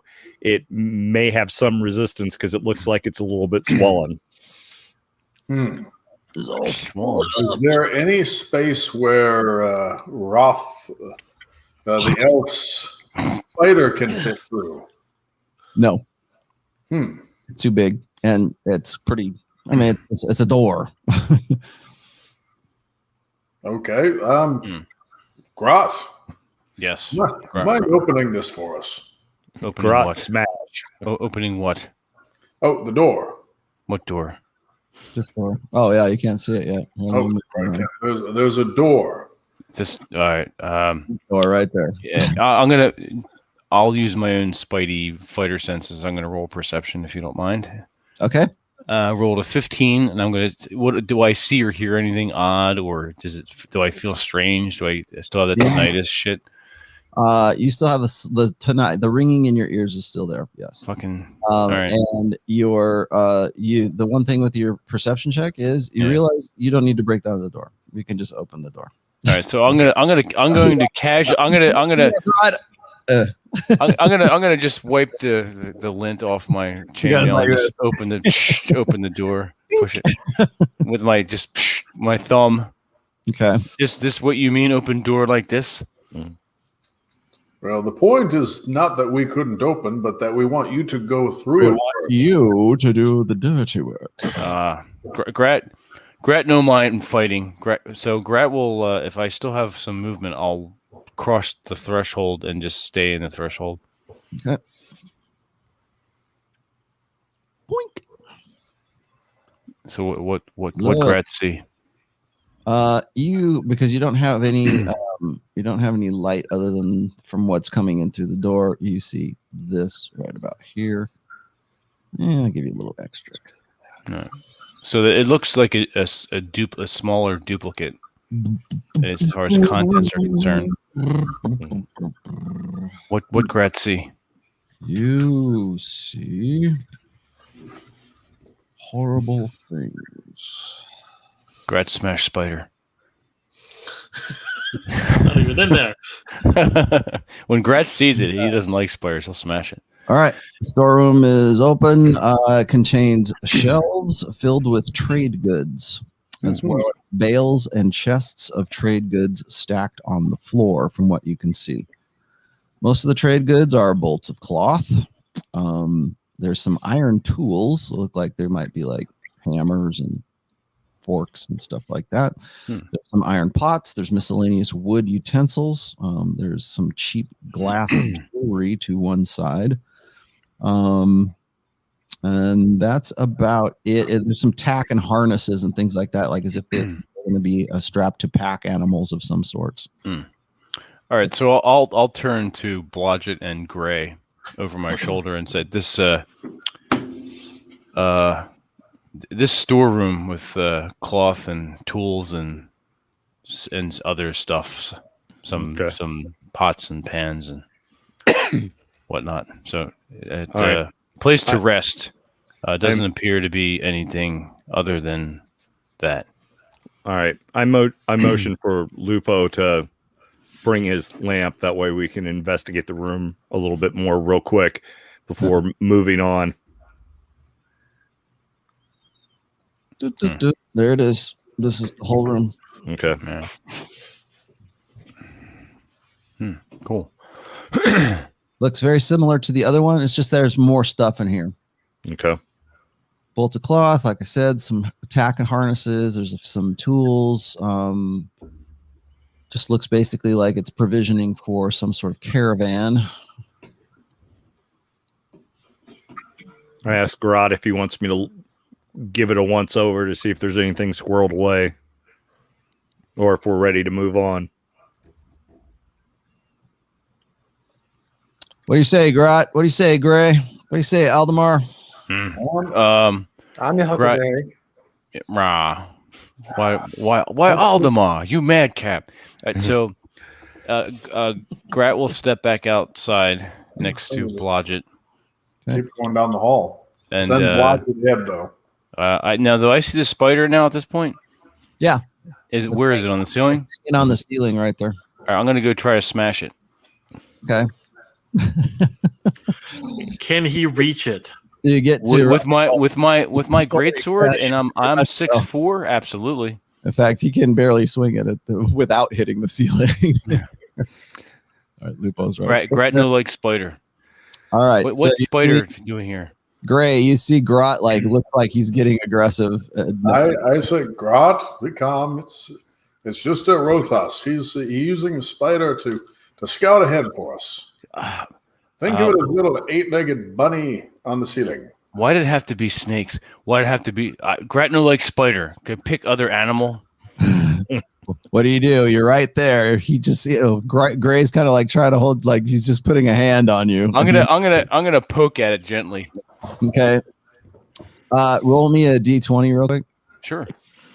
And here comes Vince's natural 20. No, I rolled a 14. 14. Yeah. Okay. When you poke at it, it disappears. Like it kind of flashes for a quick second, and there's like kind of a mist of like blue whitish mist that appears behind you. reappears behind you on the ceiling, above you and behind you. Do I know that it's appeared behind me? No. Well, Okay. you do. Yeah, you do. You'll hear All right. it. You're like, what go on with Spider? Ask well, the knife ears. Well, Grot, I was just looking ahead since we were all having this weird thing going on with our headaches and our jaw pain, and I wanted to see if there was something ahead. Maybe I could, we didn't all have to scare away whoever was doing something. Then you walk ahead to go. Walk ahead and see. all right. Aldemar, you're up next. What are you doing? You see all this tomfoolery going on ahead of you. I continue quietly, stoically, with my sword still drawn and a shaking head to continue moving forward. All right, we're ready to go down then. Watch out for Spider. Grant no like Spider. What am I tell you? That's about as far. That's about as far as you can see because Lupo has the only other torch, which is behind you. So let's move Lupo up to about there. Okay, Harothas, what are you doing? Harothas. How much time has passed since I've summoned the spider? About how much time has passed? 4 minutes. 4 minutes. Yeah, you guys are goofing around in the store. So I have I take a few steps just to keep up with the group, but I concentrate a bit to have the spider go way as far ahead as I can. Okay.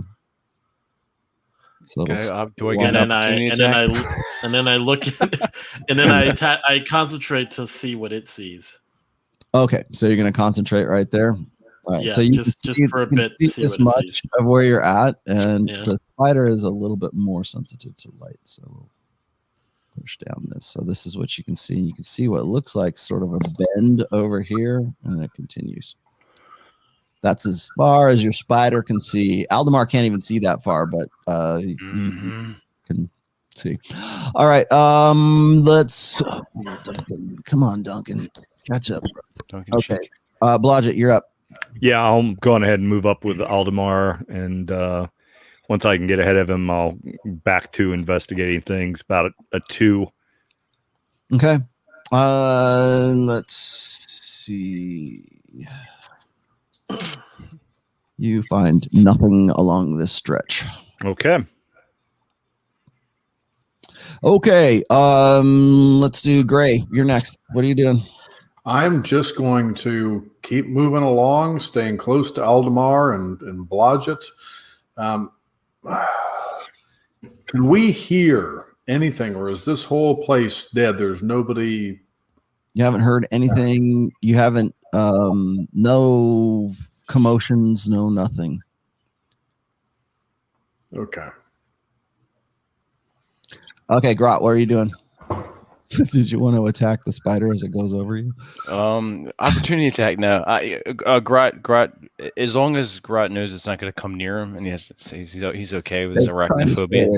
Yeah, it'll stay away from me now. So, all right, Grot will move forward and be about 5 feet away from Blodgett on the opposite side. So I'm walking abreast with Aldemar. Okay.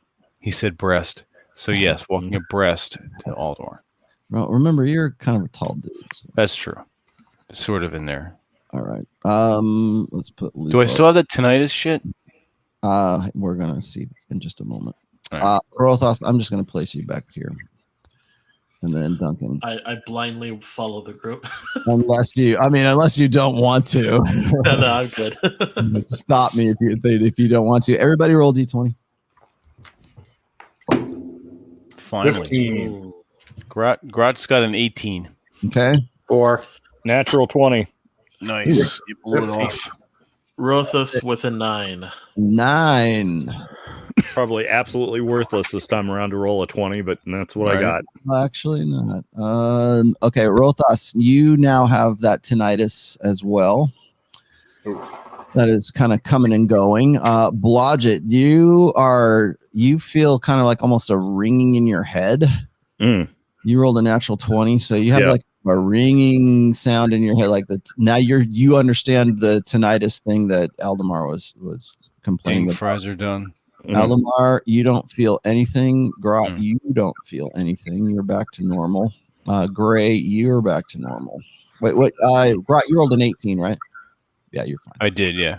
Okay. Lupo. Oh, Arr. hold on a second. That's when I say everybody, I mean everybody. Okay. They're not. Lupo's not complaining of anything. Put it that way. And Duncan is not complaining of anything either. In fact, you guys are only sort of like, unless you guys tell each other that you have like, I got this splitting headache. Nobody knows jack shit. So is my tooth still hurting as well? Yeah, it is. You feel like kind of like you got a dull headache in your front of your head, and it hits you really hard, like a wave, and then it goes away. Bloody hell. Now I've got that headache you've got. It's contagious. I make sure Aldemar knows that, and it's like, Yep. Okay. Blodgett, you are up. What are you going to do? you know, besides being incredibly annoyed at having a headache and absolutely no rum because Aaron Cleary drank all of it, Yes. I'm going to be very annoyed and a little bit irritated and kind of grumbly, but not actually making the noise aloud, and going ahead and move forward and trying to continue to investigate at about a level of a 2. Hopefully not being too distracted by the headache and the toothache as I do so. All right. You get down to the corner. Like I said, it comes in waves and it goes away completely once you start moving again. Okay. And then your head, it hit you really hard, and then it went away as you're just kind of like trying to shake it off, kind of thing. Okay. Aldemar, you're right there. What are you gonna do? I'm gonna head after Blodgett. Okay. Grot, you're up. Okay, so I'll bypass the spider warily and be a little bit Giving it the stink eye. smash it as I go by. And then just be a little bit behind Blodgett, and I'm gonna Blodgett. Mm. What give? What do you see? I will share what information I have that we're getting ready to go around a corner and just more darkness at the other end for the moment. And that for a moment there, I had a really, really bad headache and my tooth had been bothering me since we crossed the wire. And now all of a sudden it's like gone. And I think something magic's at work, but I don't know what. Maybe the knife ear and Gray will have some better idea. Could you let them know? What? I make sure Aldemar knows. It's like maybe the knife ear and Gray have some idea, but I've got a feeling there's something about this that's magical. Headaches don't just come on all of a sudden and then go away. Your man pond string is hanging out. Grat understand. Grat no have headache or toothache or anything. But I've been listening to you, everyone. You're giving me a headache by talking. You're giving me a headache. And there's spiders. Gray, you're up. I'm just going to keep following the rest relatively close by and listening as I go for anything that. Anything special you want to do, Amos? I am following the party, but also commanding the spider to try to stay as far ahead of the party as possible. Goddamn spider. Okay. All right. Blodgett, you are next. All right. There's a dog leg right here, as you can see. Gotcha. Once Gray's kind of caught up with us, I tell him it's like there's got to be something magic giving us the headaches and the ringing in our ear and the toothaches. I don't know. Ask the mage. Maybe he has some idea. Do I sense anything differently? No. And Set- then I pass it on to Blodgett. I said, I suspect you're correct, but I can't sense anything. I'm not sure what the cause is. yeah, maybe the Night Fears knows something about it. And then with that, I'll go on ahead and move up forward and start to investigate, going toward the area that looks like it might be a door or something. Mhm. Exactly where you put me, basically. All right. Grot, you're up. There is a door right here. All right. Grat will walk up, staying away from the spider, but within line to be able to see the door. Yeah, right there. That's good. Good enough. Aldemar. Fucking spider. Aldemar, He you're doesn't right. like spiders. Oh, TJ. He said he'd be right back. Oh yeah, Aldemar had to go. All right. I'm gonna train the move. lizard. I'm gonna move his thing over there. To train Lupo the spider. up here. Something will go over this way. All right, great. I take it you're following up. Where you want to go? I'm just still following Blodgett and staying relatively close. Now, that door, is there any sign of any kind of light or anything coming from underneath it? Can we see? You don't see anything from your vantage point right now, and Blodgett has not said anything about it yet. No, I haven't gotten close enough to investigate. All right, Rothas. Rothas.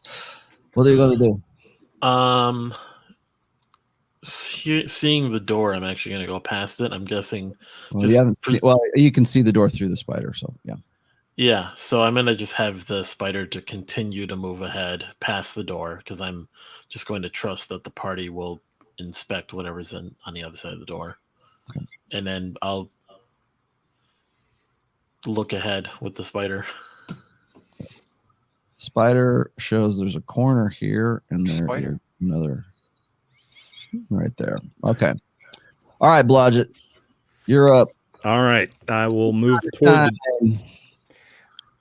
All right, I will move toward the door and begin investigating it, looking for light above, below, at the side, looking for locks, looking for traps.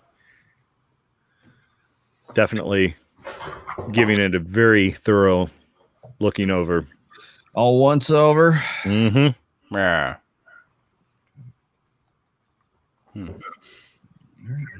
New door. Grat opened this door too. French fried potatoes. I like French fries. Some folks call it the Kaiser blade. Okay. I call it the sling blade. The door is open. Well, I shouldn't say so. It's closed, but it is not locked. Okay. The door itself looks like it's a little bit swollen. Like maybe it's even like More so than the last one.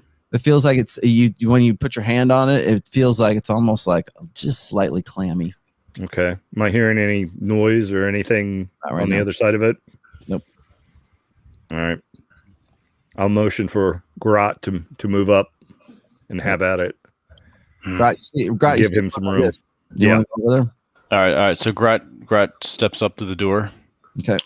He still is with one hand. He's holding his greatsword because he can Okay. do that because he's strong. Mhm. I'll share my information with Grot, and then I'll tell him I'll watch the spider if he wants to open the door. And if the Yes. spider gets too close, I'll. Spider. Don't trust spider. So does Grat see that this door opens inward or outward? It opens inward. Okay. Yep. And So- there's no, and Blodgett says there's no light. It's cool No to open light this door. whatsoever. It seems like it's a little clammy. Maybe even though the wood is just a touch damp. Maybe All right. I will push on it a little bit. it pushes in because you have more than enough strength to do so. And this is what you see on the side. For Lupo's right behind you, so you can have a little bit of light right there. About as far as you can see. All right. Do I smell anything untoward? Yes, you do. You smell kind of smells like mildew or wet wood is what you smell. So I lean down a little over to Blodgett. Smells like rotten or wet wood. Okay. It's just bad, just not pleasant smell. But I see no movement. Rolo, do I notice it just has a general kind of rotten, mildewy smell? You can smell it too. It just smells like wet wood. It's slightly mildewy, but like mostly like wet wood. Yeah, don't worry about it, Grot. I've smelt worse. I mean, there's this one time at this one bar. Man, I swear, she was like the outhouse door on an old tuna boat. So, okay. Okay. Grot, you're right there. Yeah. What you see? Aldemar is back here. I'm just going to move him up unless TJ decides he wants to do something different. Let's see. Let's put Lupo over here. The spider can be above him. That's fine. And Gray, what do you want to do? I am going to move closer to all of them. I'm assuming since they're all standing around the door that Blodgett has not found any traps. It's relatively safe. And I ask Lupo to hold the lantern closer to the doorway, but cautiously, so we can get a better look inside. He leans it over into it. Harothas, you going to just follow up? Or do you want to do something different? We'll leave you alone. Sorry, one sec. I'm following the party, but the spider is going on ahead around the corner. Okay. Goddamn spider. At least he's going away from you. That's true. Go away. Go away, spider.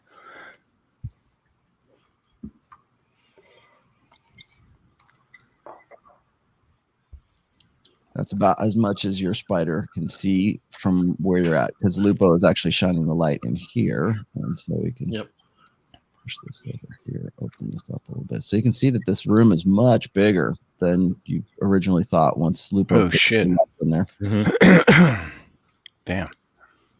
Okay, that's fun. Shit. Okay, right, Harothas, I'm going. That's what you can see through the eyes of the spider. Through the eyes of the spider.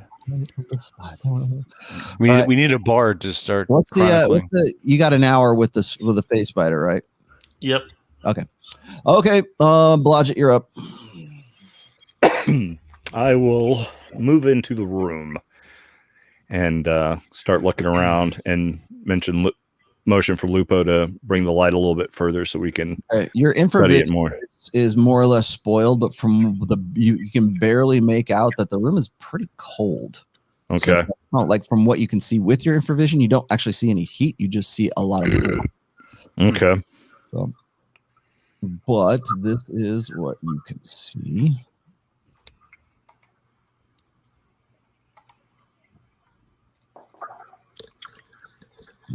Stairwell that is over here. Look at that. I'll just give you the whole room because you guys will see it here in just a second. Cool. Look at that.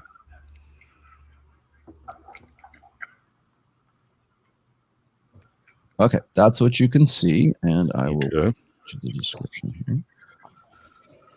Okay, this room is filled with the smell of wet wood. Imagine that. On the floor in the southern end of this room are 4 large tons stood on end with removable wooden lids. Each ton is fitted with a spigot near the bottom. There is also a stack of wooden buckets with rope handles on the south side of the room. There is a railing and a set of steps leading down to the east. Okay. That's what you see. I'll motion for the group to come on in. Right, you're right there. Blodgett is motioning you to come in. Mr. Grot, Senor. Looks like he's frozen. I'm just going to put him in here anyways. We might have Frozen again. Did he Okay, forget? I'm just frozen. there There he he is. He's back. All right, that's where you're at. He's muted. I'm just gonna push him in there. Repeat that shit. He's just motioning you to go in. I just put you in. All right. What are those for? Are those water basins? Those are tons. There's 4 large tons, and Tons of fun. they have spigots at the bottom of them, and each ton is fitted with spigot. Near the bottom, there's let's see, they're stood on end with removable wood lids. And it looks like they're meant to be removed. Like there's a little rope thing on the top. But I can't tell what liquid is in them though, right? No, not from where you're at right now, unless you want to go and look. Okay. I'll go take a look. Okay. Grat thirsty. It's going over there. Aldemar, you're up. All right, I'm going in. Going in. Leroy Jenkins. You see this. Leroy Jenkins. Do you want to look at these are buckets, and these are tons with removable lids, and there's spigots at the bottom of it.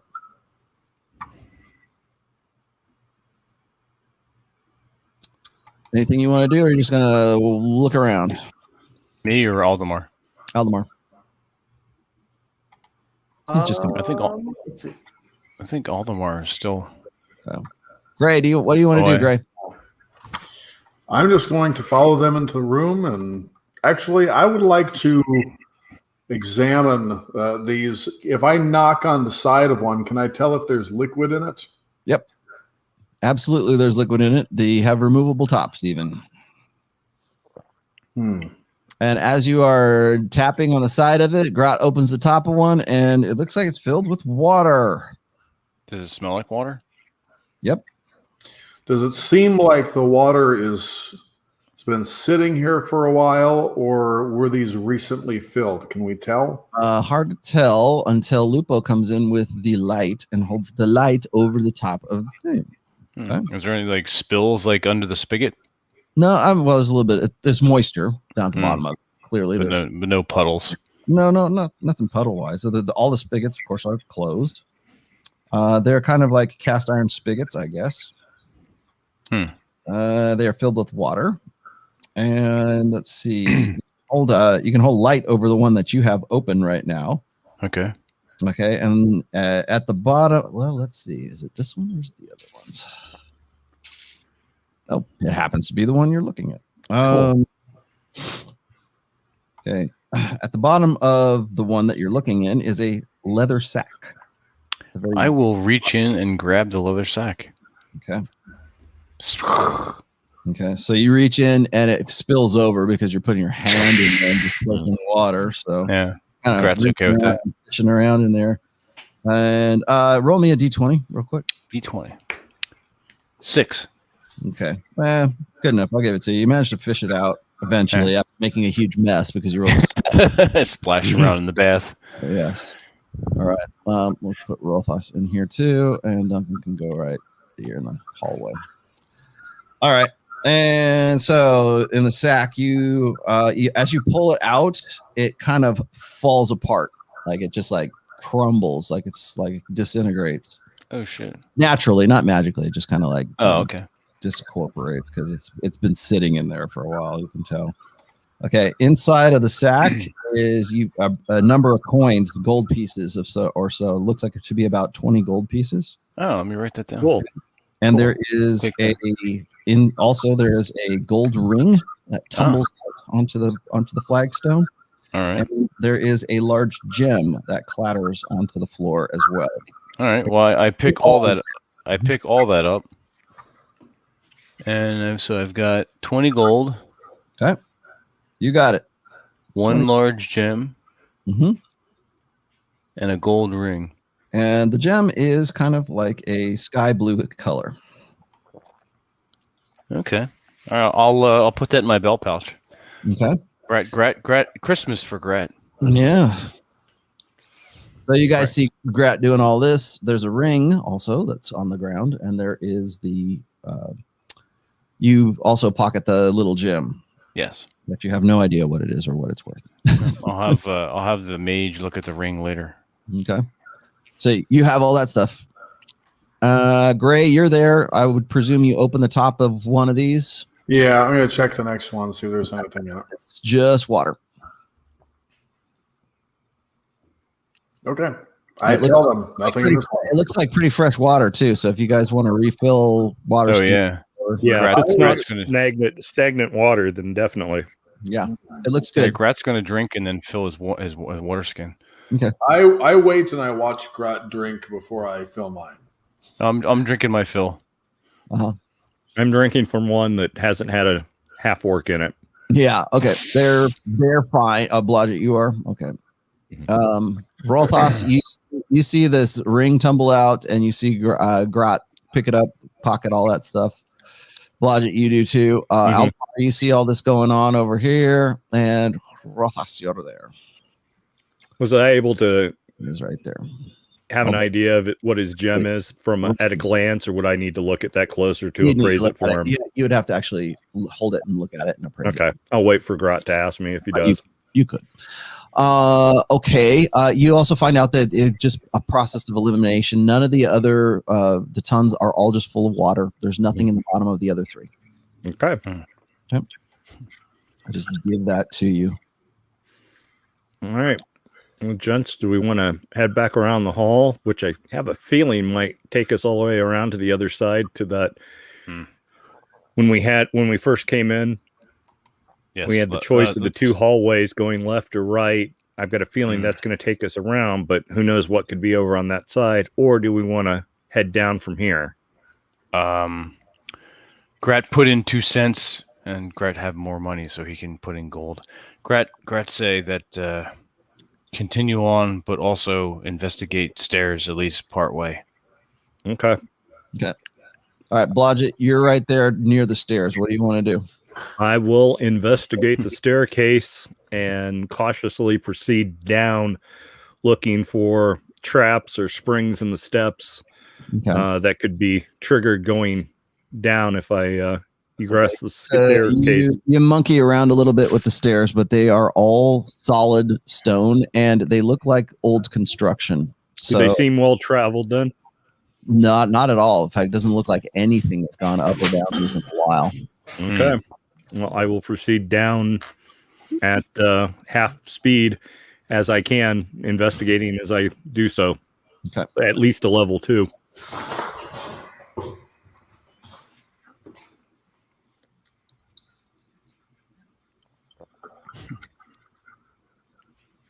Okay. Oh, shit. So this goes down, down, down, down, down. And there's a slight underground passageway that's oops. Blocked it. There you go. Goes down like so. There's a little slight underground passageway, and it drops down about 30 feet down underground.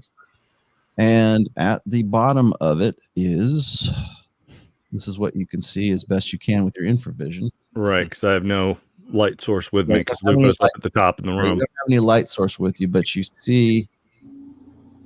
If I can see what it is down here. What the hell? Oh, that's the outside. Sorry, my bad. That's the outside area. So you travel down this about 30 feet, and then because it's not on this map, so you drop down about 30 feet. Okay, this underground passage continues for 30 feet and then ends in a small circular room. Okay. The center of this room is a circular stone well with a cable drum for drawing up water. Oh, okay. So it's just All right. it's about a room, and there's in the center of it there is a well, and you can see just from like the light that's shining over, because remember this leads down, and this is just a banister right here. So Right. All right. I will boogie back up the stairs and share that information with the party, and see if they want to send me down with Lupo and Grot and Gray and look it over a little bit closer with light before moving on.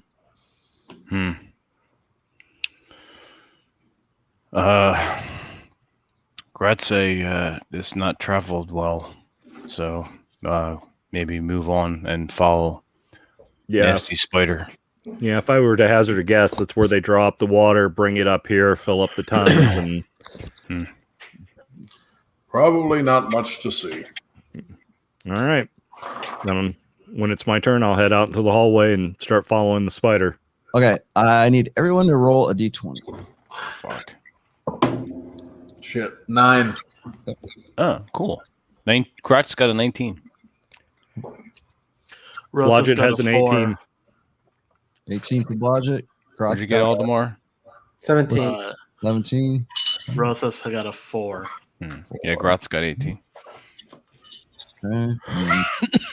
Shit. Friends here. Okay. All right, Gray. The only thing that you feel right now is kind of a sense of unease. That's about it. Okay. I tell everybody I have a bad feeling. Sort of a discomfort. Duncan says, "You always say that. A sense that you're unwell. You're always saying that, boyo. I've noticed that you say that quite a bit." He's old. Yes, I am old. Lupo looks at you. Does any of this seem familiar to you, Duncan? Have you not been in any of these parts of this stockade? Who? Nothing's familiar. Oh, Duncan? No, Duncan has no clue what you're at. Remember, Duncan broke out of the slave pens. So That's true. Duncan says, "No, none of this is very familiar to me.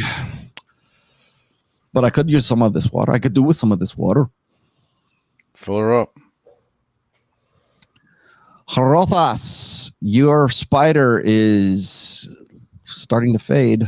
Oh, shit. Fade? Yeah.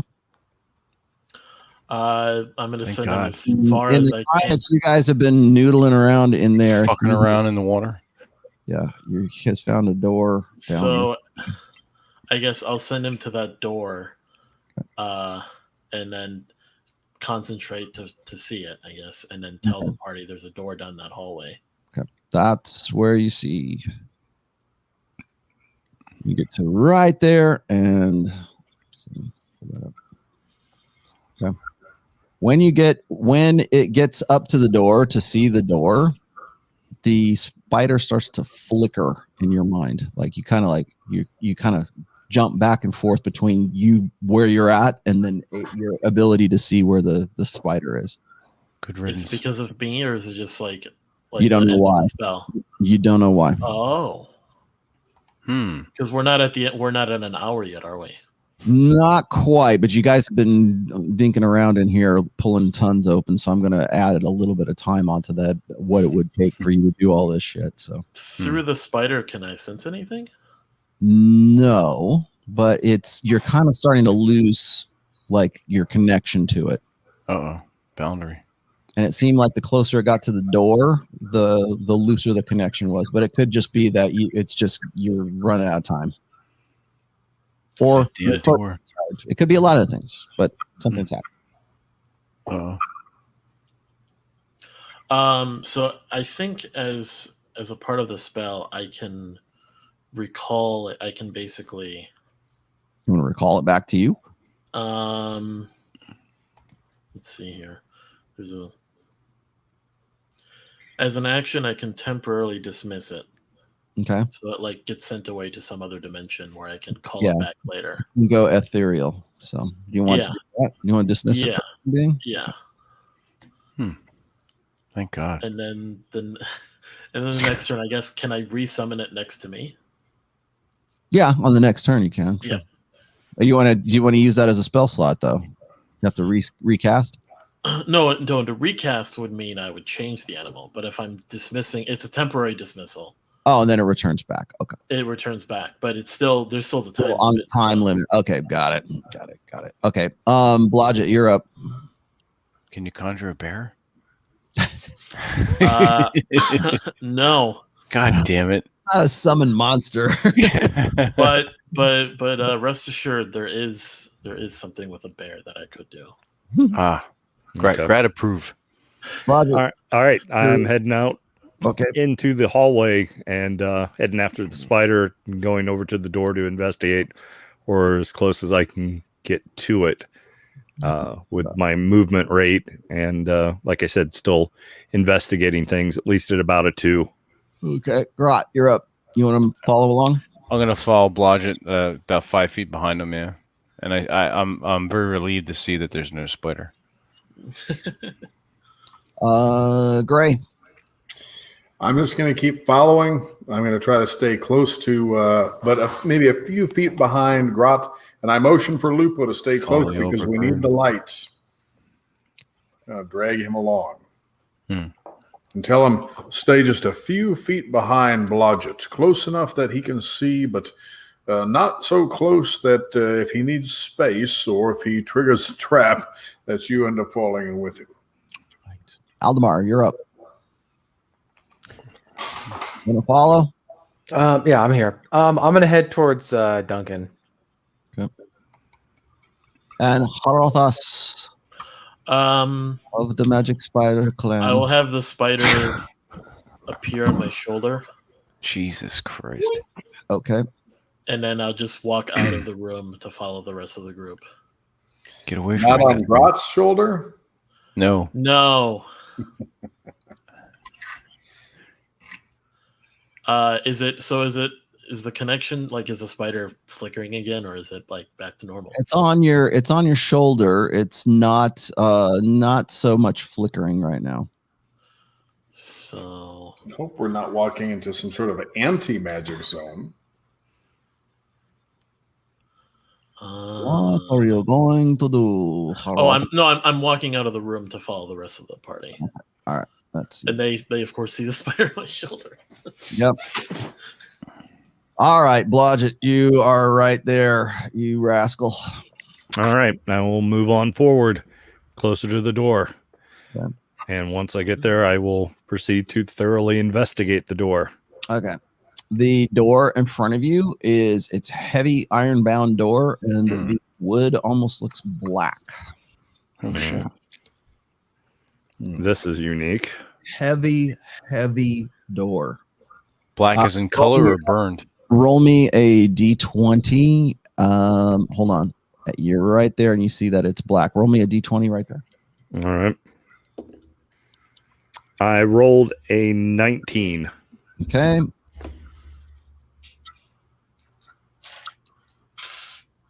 Okay. As you get to about within 20 feet of the door, you feel like a little bit of a headache, like a dull headache. Okay. You get All right. here and roll me another d20.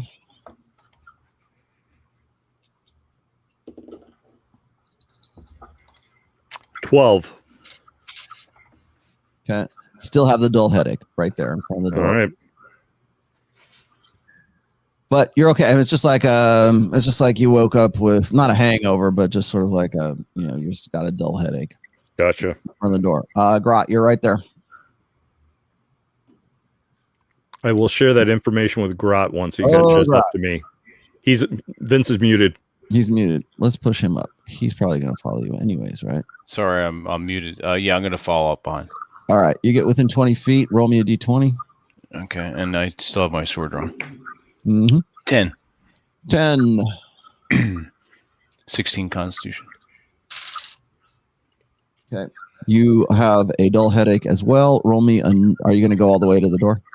Yes. And do I notice that this is a black door? Yep. You see exactly. Is it black color or is it burnt? It is dark in color. It does not look burnt whatsoever. Although the iron bindings are very dark. I wonder if this is that red door you wanted painted black, Grot. Roll me another d20 as you get up to the door to investigate the door. All right. 4. Okay, you now feel like you have a hangover. Kind of like what? Grat no feel good. Grat need more water. Gray, you're right there. What are you doing? Not even drink ale and have hangover. Do I notice that they seem to be having? Oh wait, no, I'm too far away for them to. Far away. I motion for Lupo to come. Come on, let's keep going. Let's stay close. We need the light. And follow them around. All right. You guys get to right about here, and I need you to roll me a d20, and I'll roll for as well. Jesus. 9. Okay. You feel kind of like cross-eyed from it, or your vision blurs for about a minute, and then it clears up.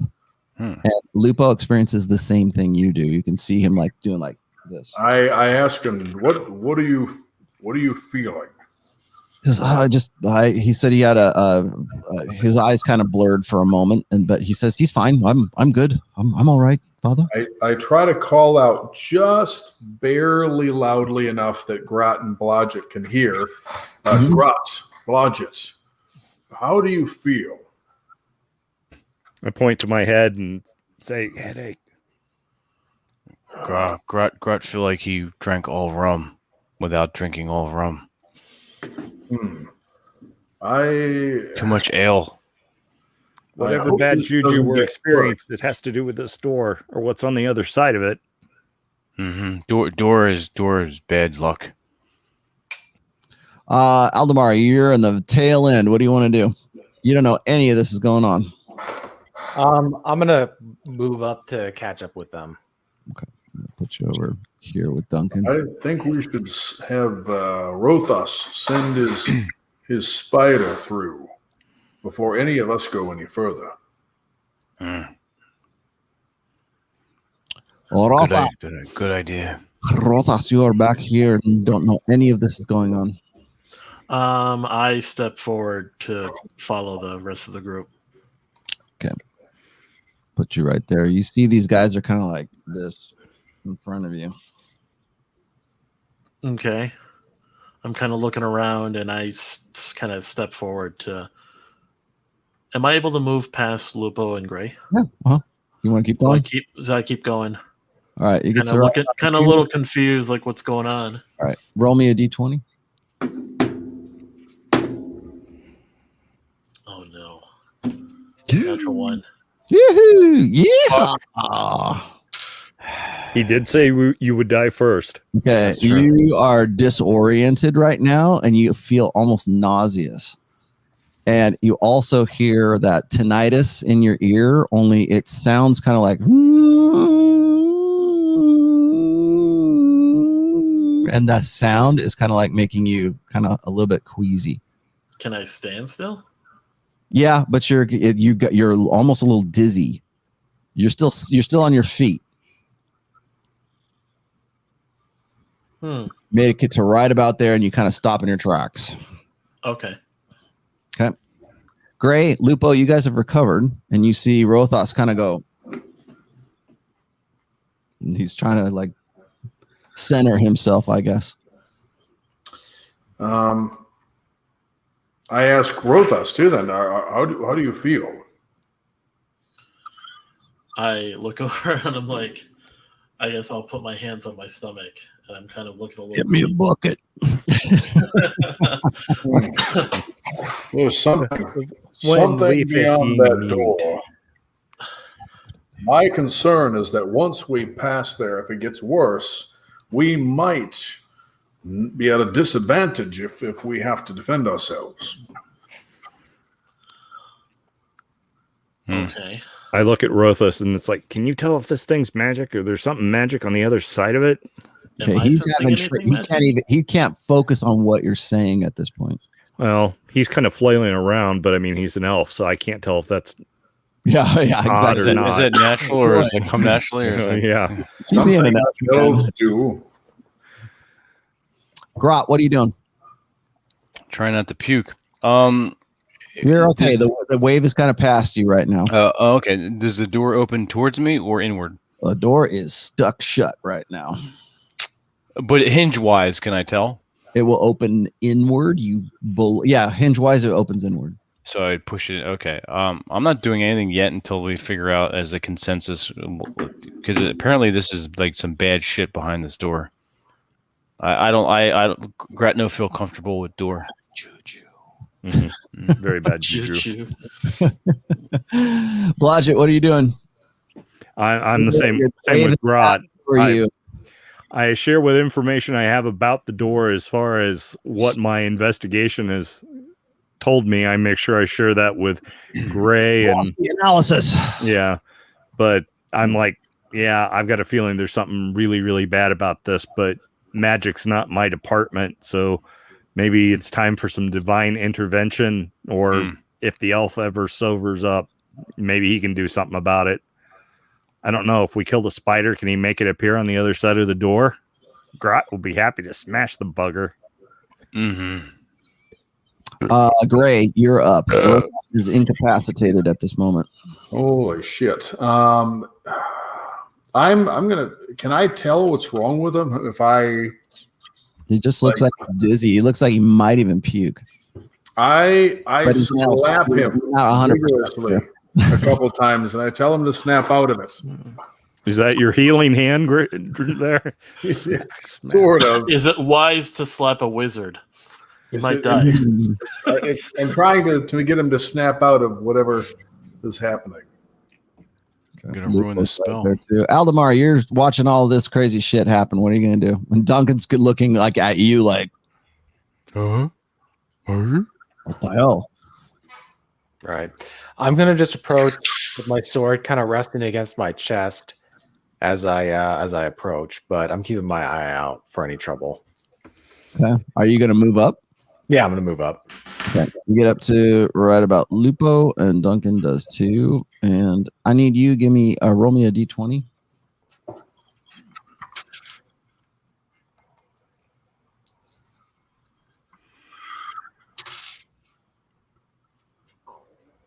D20, my friend. Oh. It's that funky dice with 20 sides to it. Sorry, Bueller. I rolled a 19. My Nice. team. Okay. You just hear a very small, like, again, you get that tinnitus in your ears again. You notice that Duncan kind of is like trying to steady himself a little bit, and then he's good. I get that old familiar feeling. Yep. Okay. Coming back around the horn, Grot, you're up. What are you going to do? I'm gonna Grat wave to everybody. Huddle up. What we do? Actually, Grot, roll me a d20. Blodgett, roll me a d20. Shit. Oh, 19. Okay. 8. 8. Okay. Grot, you're okay. You kind of feel a little queasy for a second, but you're all right. Maybe it might have just been bad sausage. You have a feeling of vertigo. Oh, Vecna's bloody stump. God damn it. Yeah. The feeling of vertigo. It lasts for about 15 to 20 seconds, Mhm. and it passes. Whatever it is, it's this door. Or at least on the other side of it. So, okay, Grot, that's you. Blodgett, you're up. I'm with Grot. I want these guys, especially the magic users and spell slingers and god talkers, to figure out if they can do something about this before I either try to pick this thing so it opens or have Grot smash. Okay. And Harothas, your constitution is a 10. Oh boy, this is going to be lots of fun. Roll me a d20. 6. Oh, you are queasy, but you're still on your feet. You feel like you want to drop to your knees, but you didn't. So I Gray, see. Gray, you see him kind of like wobble a little bit. There's still like some echoing in this hallway, right? Yeah. Can I? Sorry, is it my turn? Yeah, go ahead. Oh, yell out to Grot. Grot, you look fine. Open the door. Okay. Grot, you hear Rothos go, So basically, business as usual. Yeah. Wow. That's what you hear. Like that was great. That was Gray, good. you hear Rothos go, I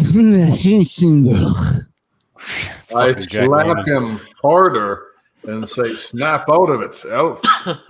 Fucking Woody Allen over here. I mean, if I'm that queasy and out of it, I might as well have fallen over if you slap me. Yeah, he might. Shit. Do you have that spider on your shoulder? Yes, Yeah. it's still there, but it's barely there. All right. Next time, conjure a bear. Yeah. So I can't. All right. Yes, you can and you will. No. So, so, all right. This is fucking stupid. Yeah, we need to get away from this door if we're not going to Okay, open it right away. Gray, you're seeing all this going on. You slap I'm trying to think what I might be able to cast it, but I can't tell what this is or what the cause of it is. I don't. Hey, roll a d20 right now. Cast makes sense. Silently pray to Pelor. And as you are, you roll a d20. Fuck. Roll, monkey boy. Monkey boy. Gray. 11. Now, what did you say? 11? Yeah, 11. 11. Okay, you feel a wave of nausea kind of hit you. Jesus. Oh, And, you're like, "Ugh." And then it goes away. It hits you for about 5 to 10 seconds. And then There's it goes something on the other side of this door that doesn't like us. okay.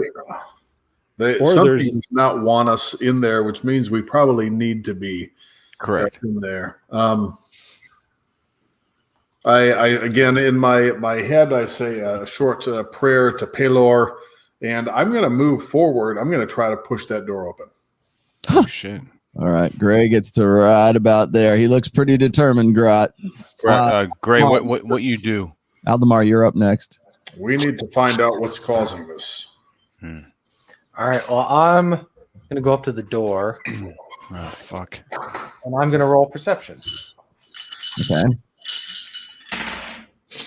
Oh, 20. Nice. Okay.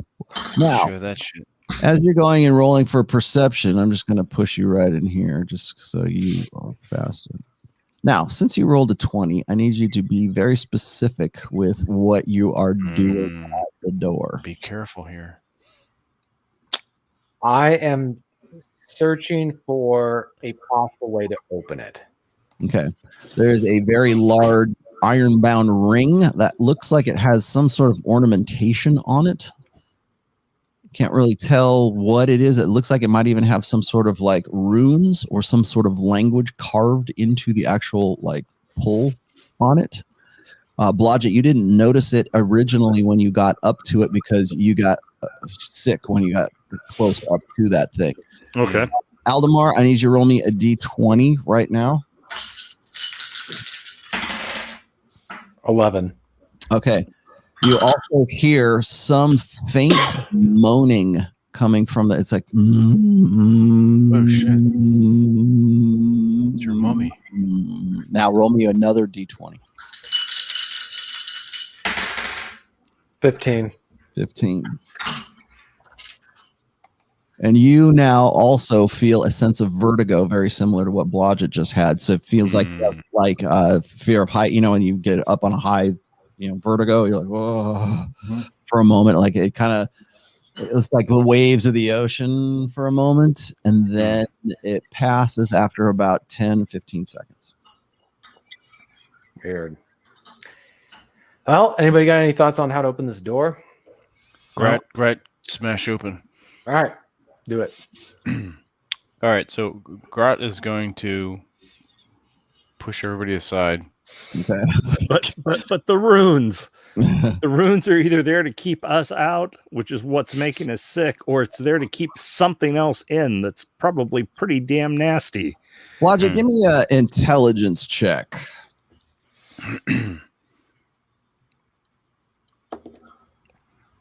I rolled a 16.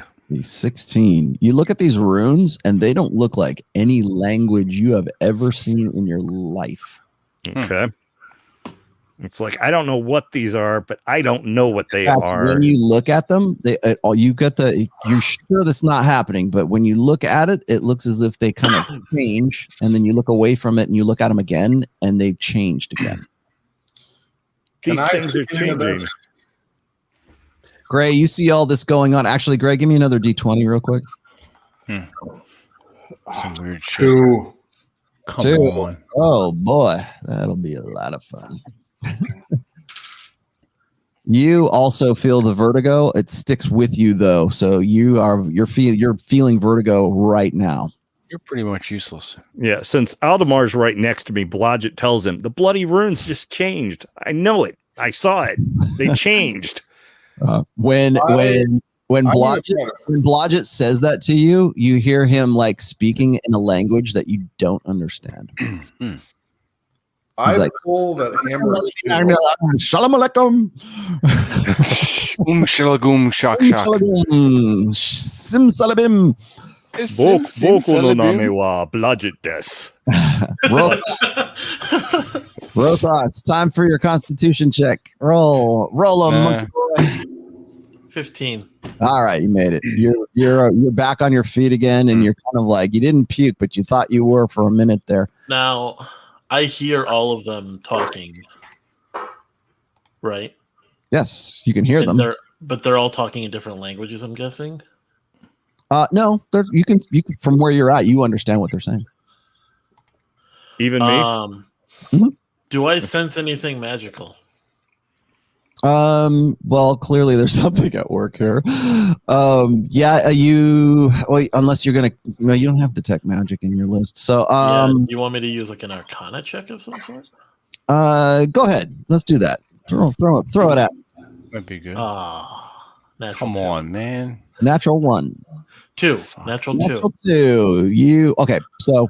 With a +6 in Arcana, though. You got. In fact, it wouldn't actually have mattered. You have no clue what's this door is or means or anything like that. Clearly, there's something magical here, though, and you can detect because you're a magic user. I will give this to you. You can just a faint dwimmer, but whenever the wave of like nausea or sickness hits you, you feel a magical dwimmer every time that hits. Now.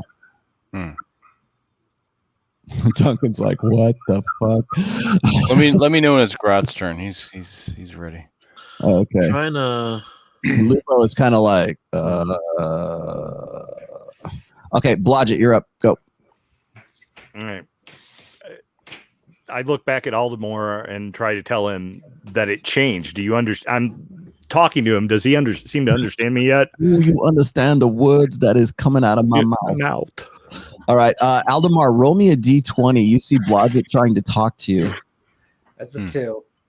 Oh my god! Actually, Aldemar, you still are feeling the wave of vertigo, and your hearing sounds like when you're sick and your ears kind of get like kind of puffy, and you can't really you kind of got swimmer's ear. Yeah, kind of like that. Shit. So you can hear him, but it sounds like he's underwater. God damn it. So, but you can understand. I sound like Charlie Brown's teacher. Is that what you're saying? Yeah, but you can understand him. So, Blodgett, go ahead. You can talk to him now. Okay. Yeah, there's something about these runes. They changed.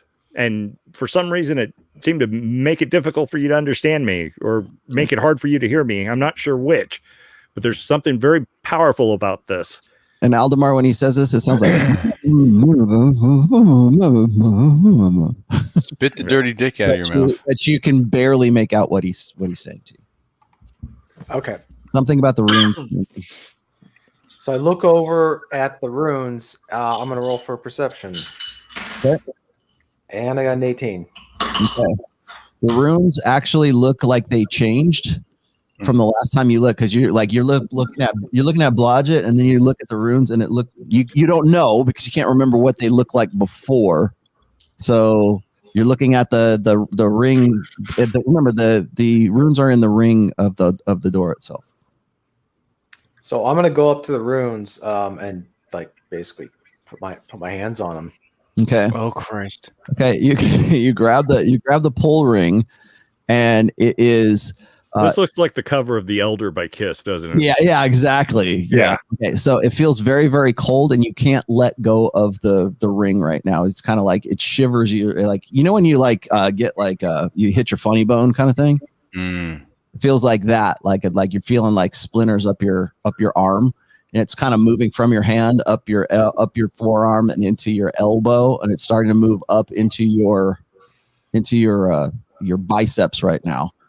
So it's almost like when you sleep wrong on your arm. That's what it feels like. All right, Grat, you're up. All right, okay. I see. This, and he's kind of like this, and his eyes kind of roll back in his head. All right, I'm tired of this shit.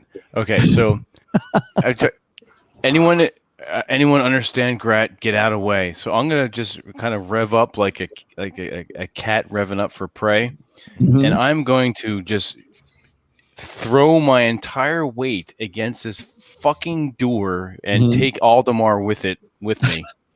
And we're just gonna blast through this goddamn door. I'm fucking tired of this shit. Okay. Okay. I bellow. Okay. I duck.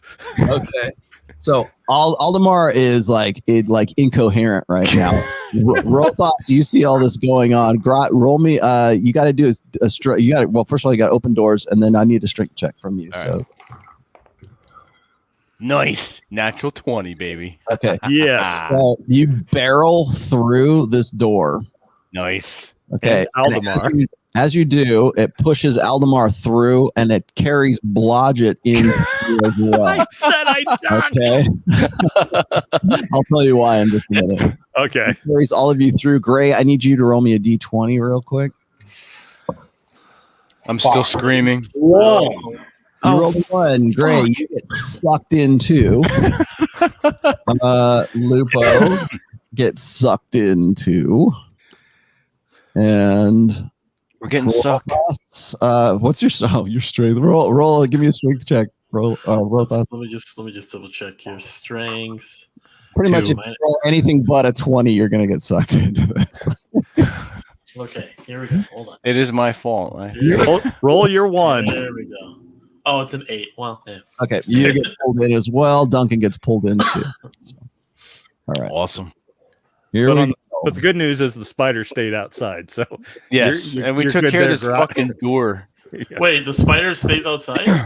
Of course. No, well, the spider is going to go away anyways. But Yeah. Fuck that thing. you get pulled into this Oh, weird Fuck is that ass shit? room.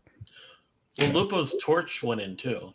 Yes, and Lupo's torch immediately goes out. Oh shit balls. Yes, and Grot, you're right there. I'm not going to do any damage on Aldemar, although I should. That'd be kind of funny. Blodgett, you get sucked in with the rest. You kind of like stumble. You go end over end as you get pulled into this room. Gray gets pulled in. Lupo gets pulled in. Duncan gets pulled in. Pull Gray right over to about there. And then Rothas goes here. Rothas, the moment you get ripped through the door, your poor little spider discorporates. Okay. All right. And as soon as you get through, the door promptly closes behind you. And you can hear this kind of like, almost sounds like it hisses as it closes back behind you. And you see in front of you this just swirling mass of what looks like tendrils of darkness. And there's a faint glow in the very middle of this room that you could just barely make out. Grot, to your right, you see what looks like some kind of human that is chained to the wall over here on this side. Fuck that guy. Okay. And you see about 2 or 3 more guys that are chained to the wall as well. And they are in rusty kind of chains, and they are like half of them are naked, half of them are like just half clothed, right? They are staring, man. they are staring towards the center of this room. Gray, on this side over here, you see the same thing. There's tiers of like these like kind of tiered levels of like stone, like daises, I guess. And on either side, there's on Like the a first forum? level.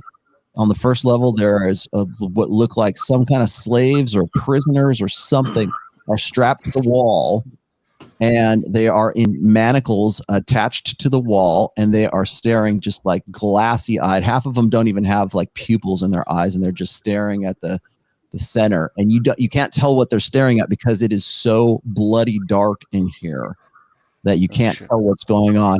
You know that there is some kind of light source, like a faint blue glow coming from the center of this room, but right now it's just this swirling mass of shadows that are going around you. So I'm going to read you just the part. I wanted to get to this quicker, but we'll start this and we'll just leave it right here. So All right. Where did we go? Okay. So beyond the door is an eerie sight. Okay. This is a large, long terraced room. There's a narrow passage running through the center of the room, which is right along this area from what you can barely make out. Okay. So it's terraced. And like I said before, there's those guys. Okay, here we go. Running through the center of this room with a raised stone platforms set with a series of 3 large steps to either side. And at both ends of the room, one of these steps sits dozens and dozens of humans staring blankly into space and in towards the center of this. Oh, shit. Okay. One of the steps sits dozens of, like I said, dozens of humans, while dark shadows curl about their near naked forms. These creatures are bound to the wall with neck chains, but do not appear to be struggling in the least. They do not seem to notice the party. Scraps of torn clothing are tossed around the floor from where you are, from what you can see. And there are cloaks and blankets hanging around the bottoms where their bodies were. So this seems like cloaks or blankets of some sorts are strewn about as well, from what you can barely make out. Again, it's very low light, and there's wisps of dark kind of shadows kind of move across you. And now I need everyone to roll a d20 real quick. Including One. 19. Oh, no, sorry, seven. 17 for Grot. 17 for Grot. 10 for Rothus. 10 for Rothus. And that again?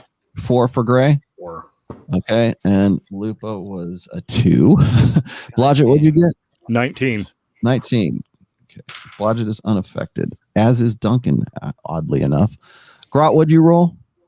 17. 17. You are unaffected as well. Rothos, Lupo, Blodgett, Aldemar, and Gray all have vertigo, the same kind of vertigo that they had in here.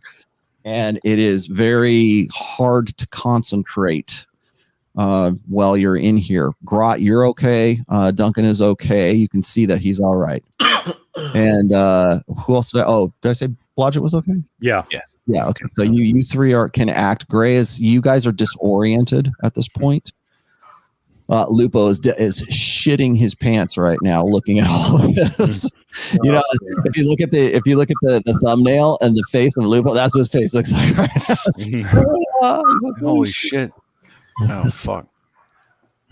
Okay, so that's the first part right now. I think I'm going to leave it here for you guys, but you guys have entered into this what looked like some sort of almost like a torture chamber of some sorts. Okay. And there is a constant moaning in this. It's echoes everywhere in this room. Is there anything we can see that might be an obvious source of all of this?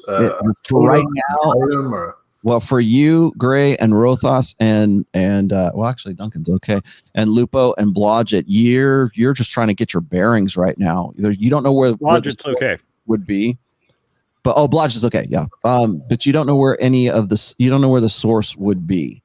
Okay. It's echoing from everywhere, and it's constant, and it does not sound like anything you've ever heard, like anything of this world that you've ever heard.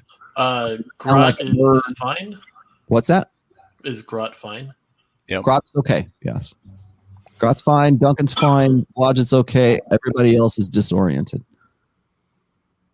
and has some kind of vertigo. And again, the moaning is constant. I guess it's not coming. By the way, the because you're going to ask me this anyways. The moaning is not coming from the slaves that are attached to the walls right coming now. From the darkness, rolling darkness. Yes, someone summoned an elder god. Jesus. Yeah, you hear just something. It's a constant kind of almost Holy a crap. wind like moaning. And it's hard to talk to each other. We gotta turn that shit off. Yeah. Oh, Yes, crap. it's like playing death metal to Emmanuel Noriega. Yeah. Shit. It is. So, anyways, that's where I'm going to leave you guys at this point, so you guys can sort of figure out where you're at. But that door behind you ain't opening. So, Okay. Well, so we're gonna go back to town for 3 weeks, and then Yeah. we'll come back here. Yeah. Right? we're gonna teleport. We're gonna Exactly. teleport at the waypoint here. Mhm. Yeah. All right. Cool. All right, guys. All right. So it's That's where almost we're the 3-hour mark, so we're gonna stop here.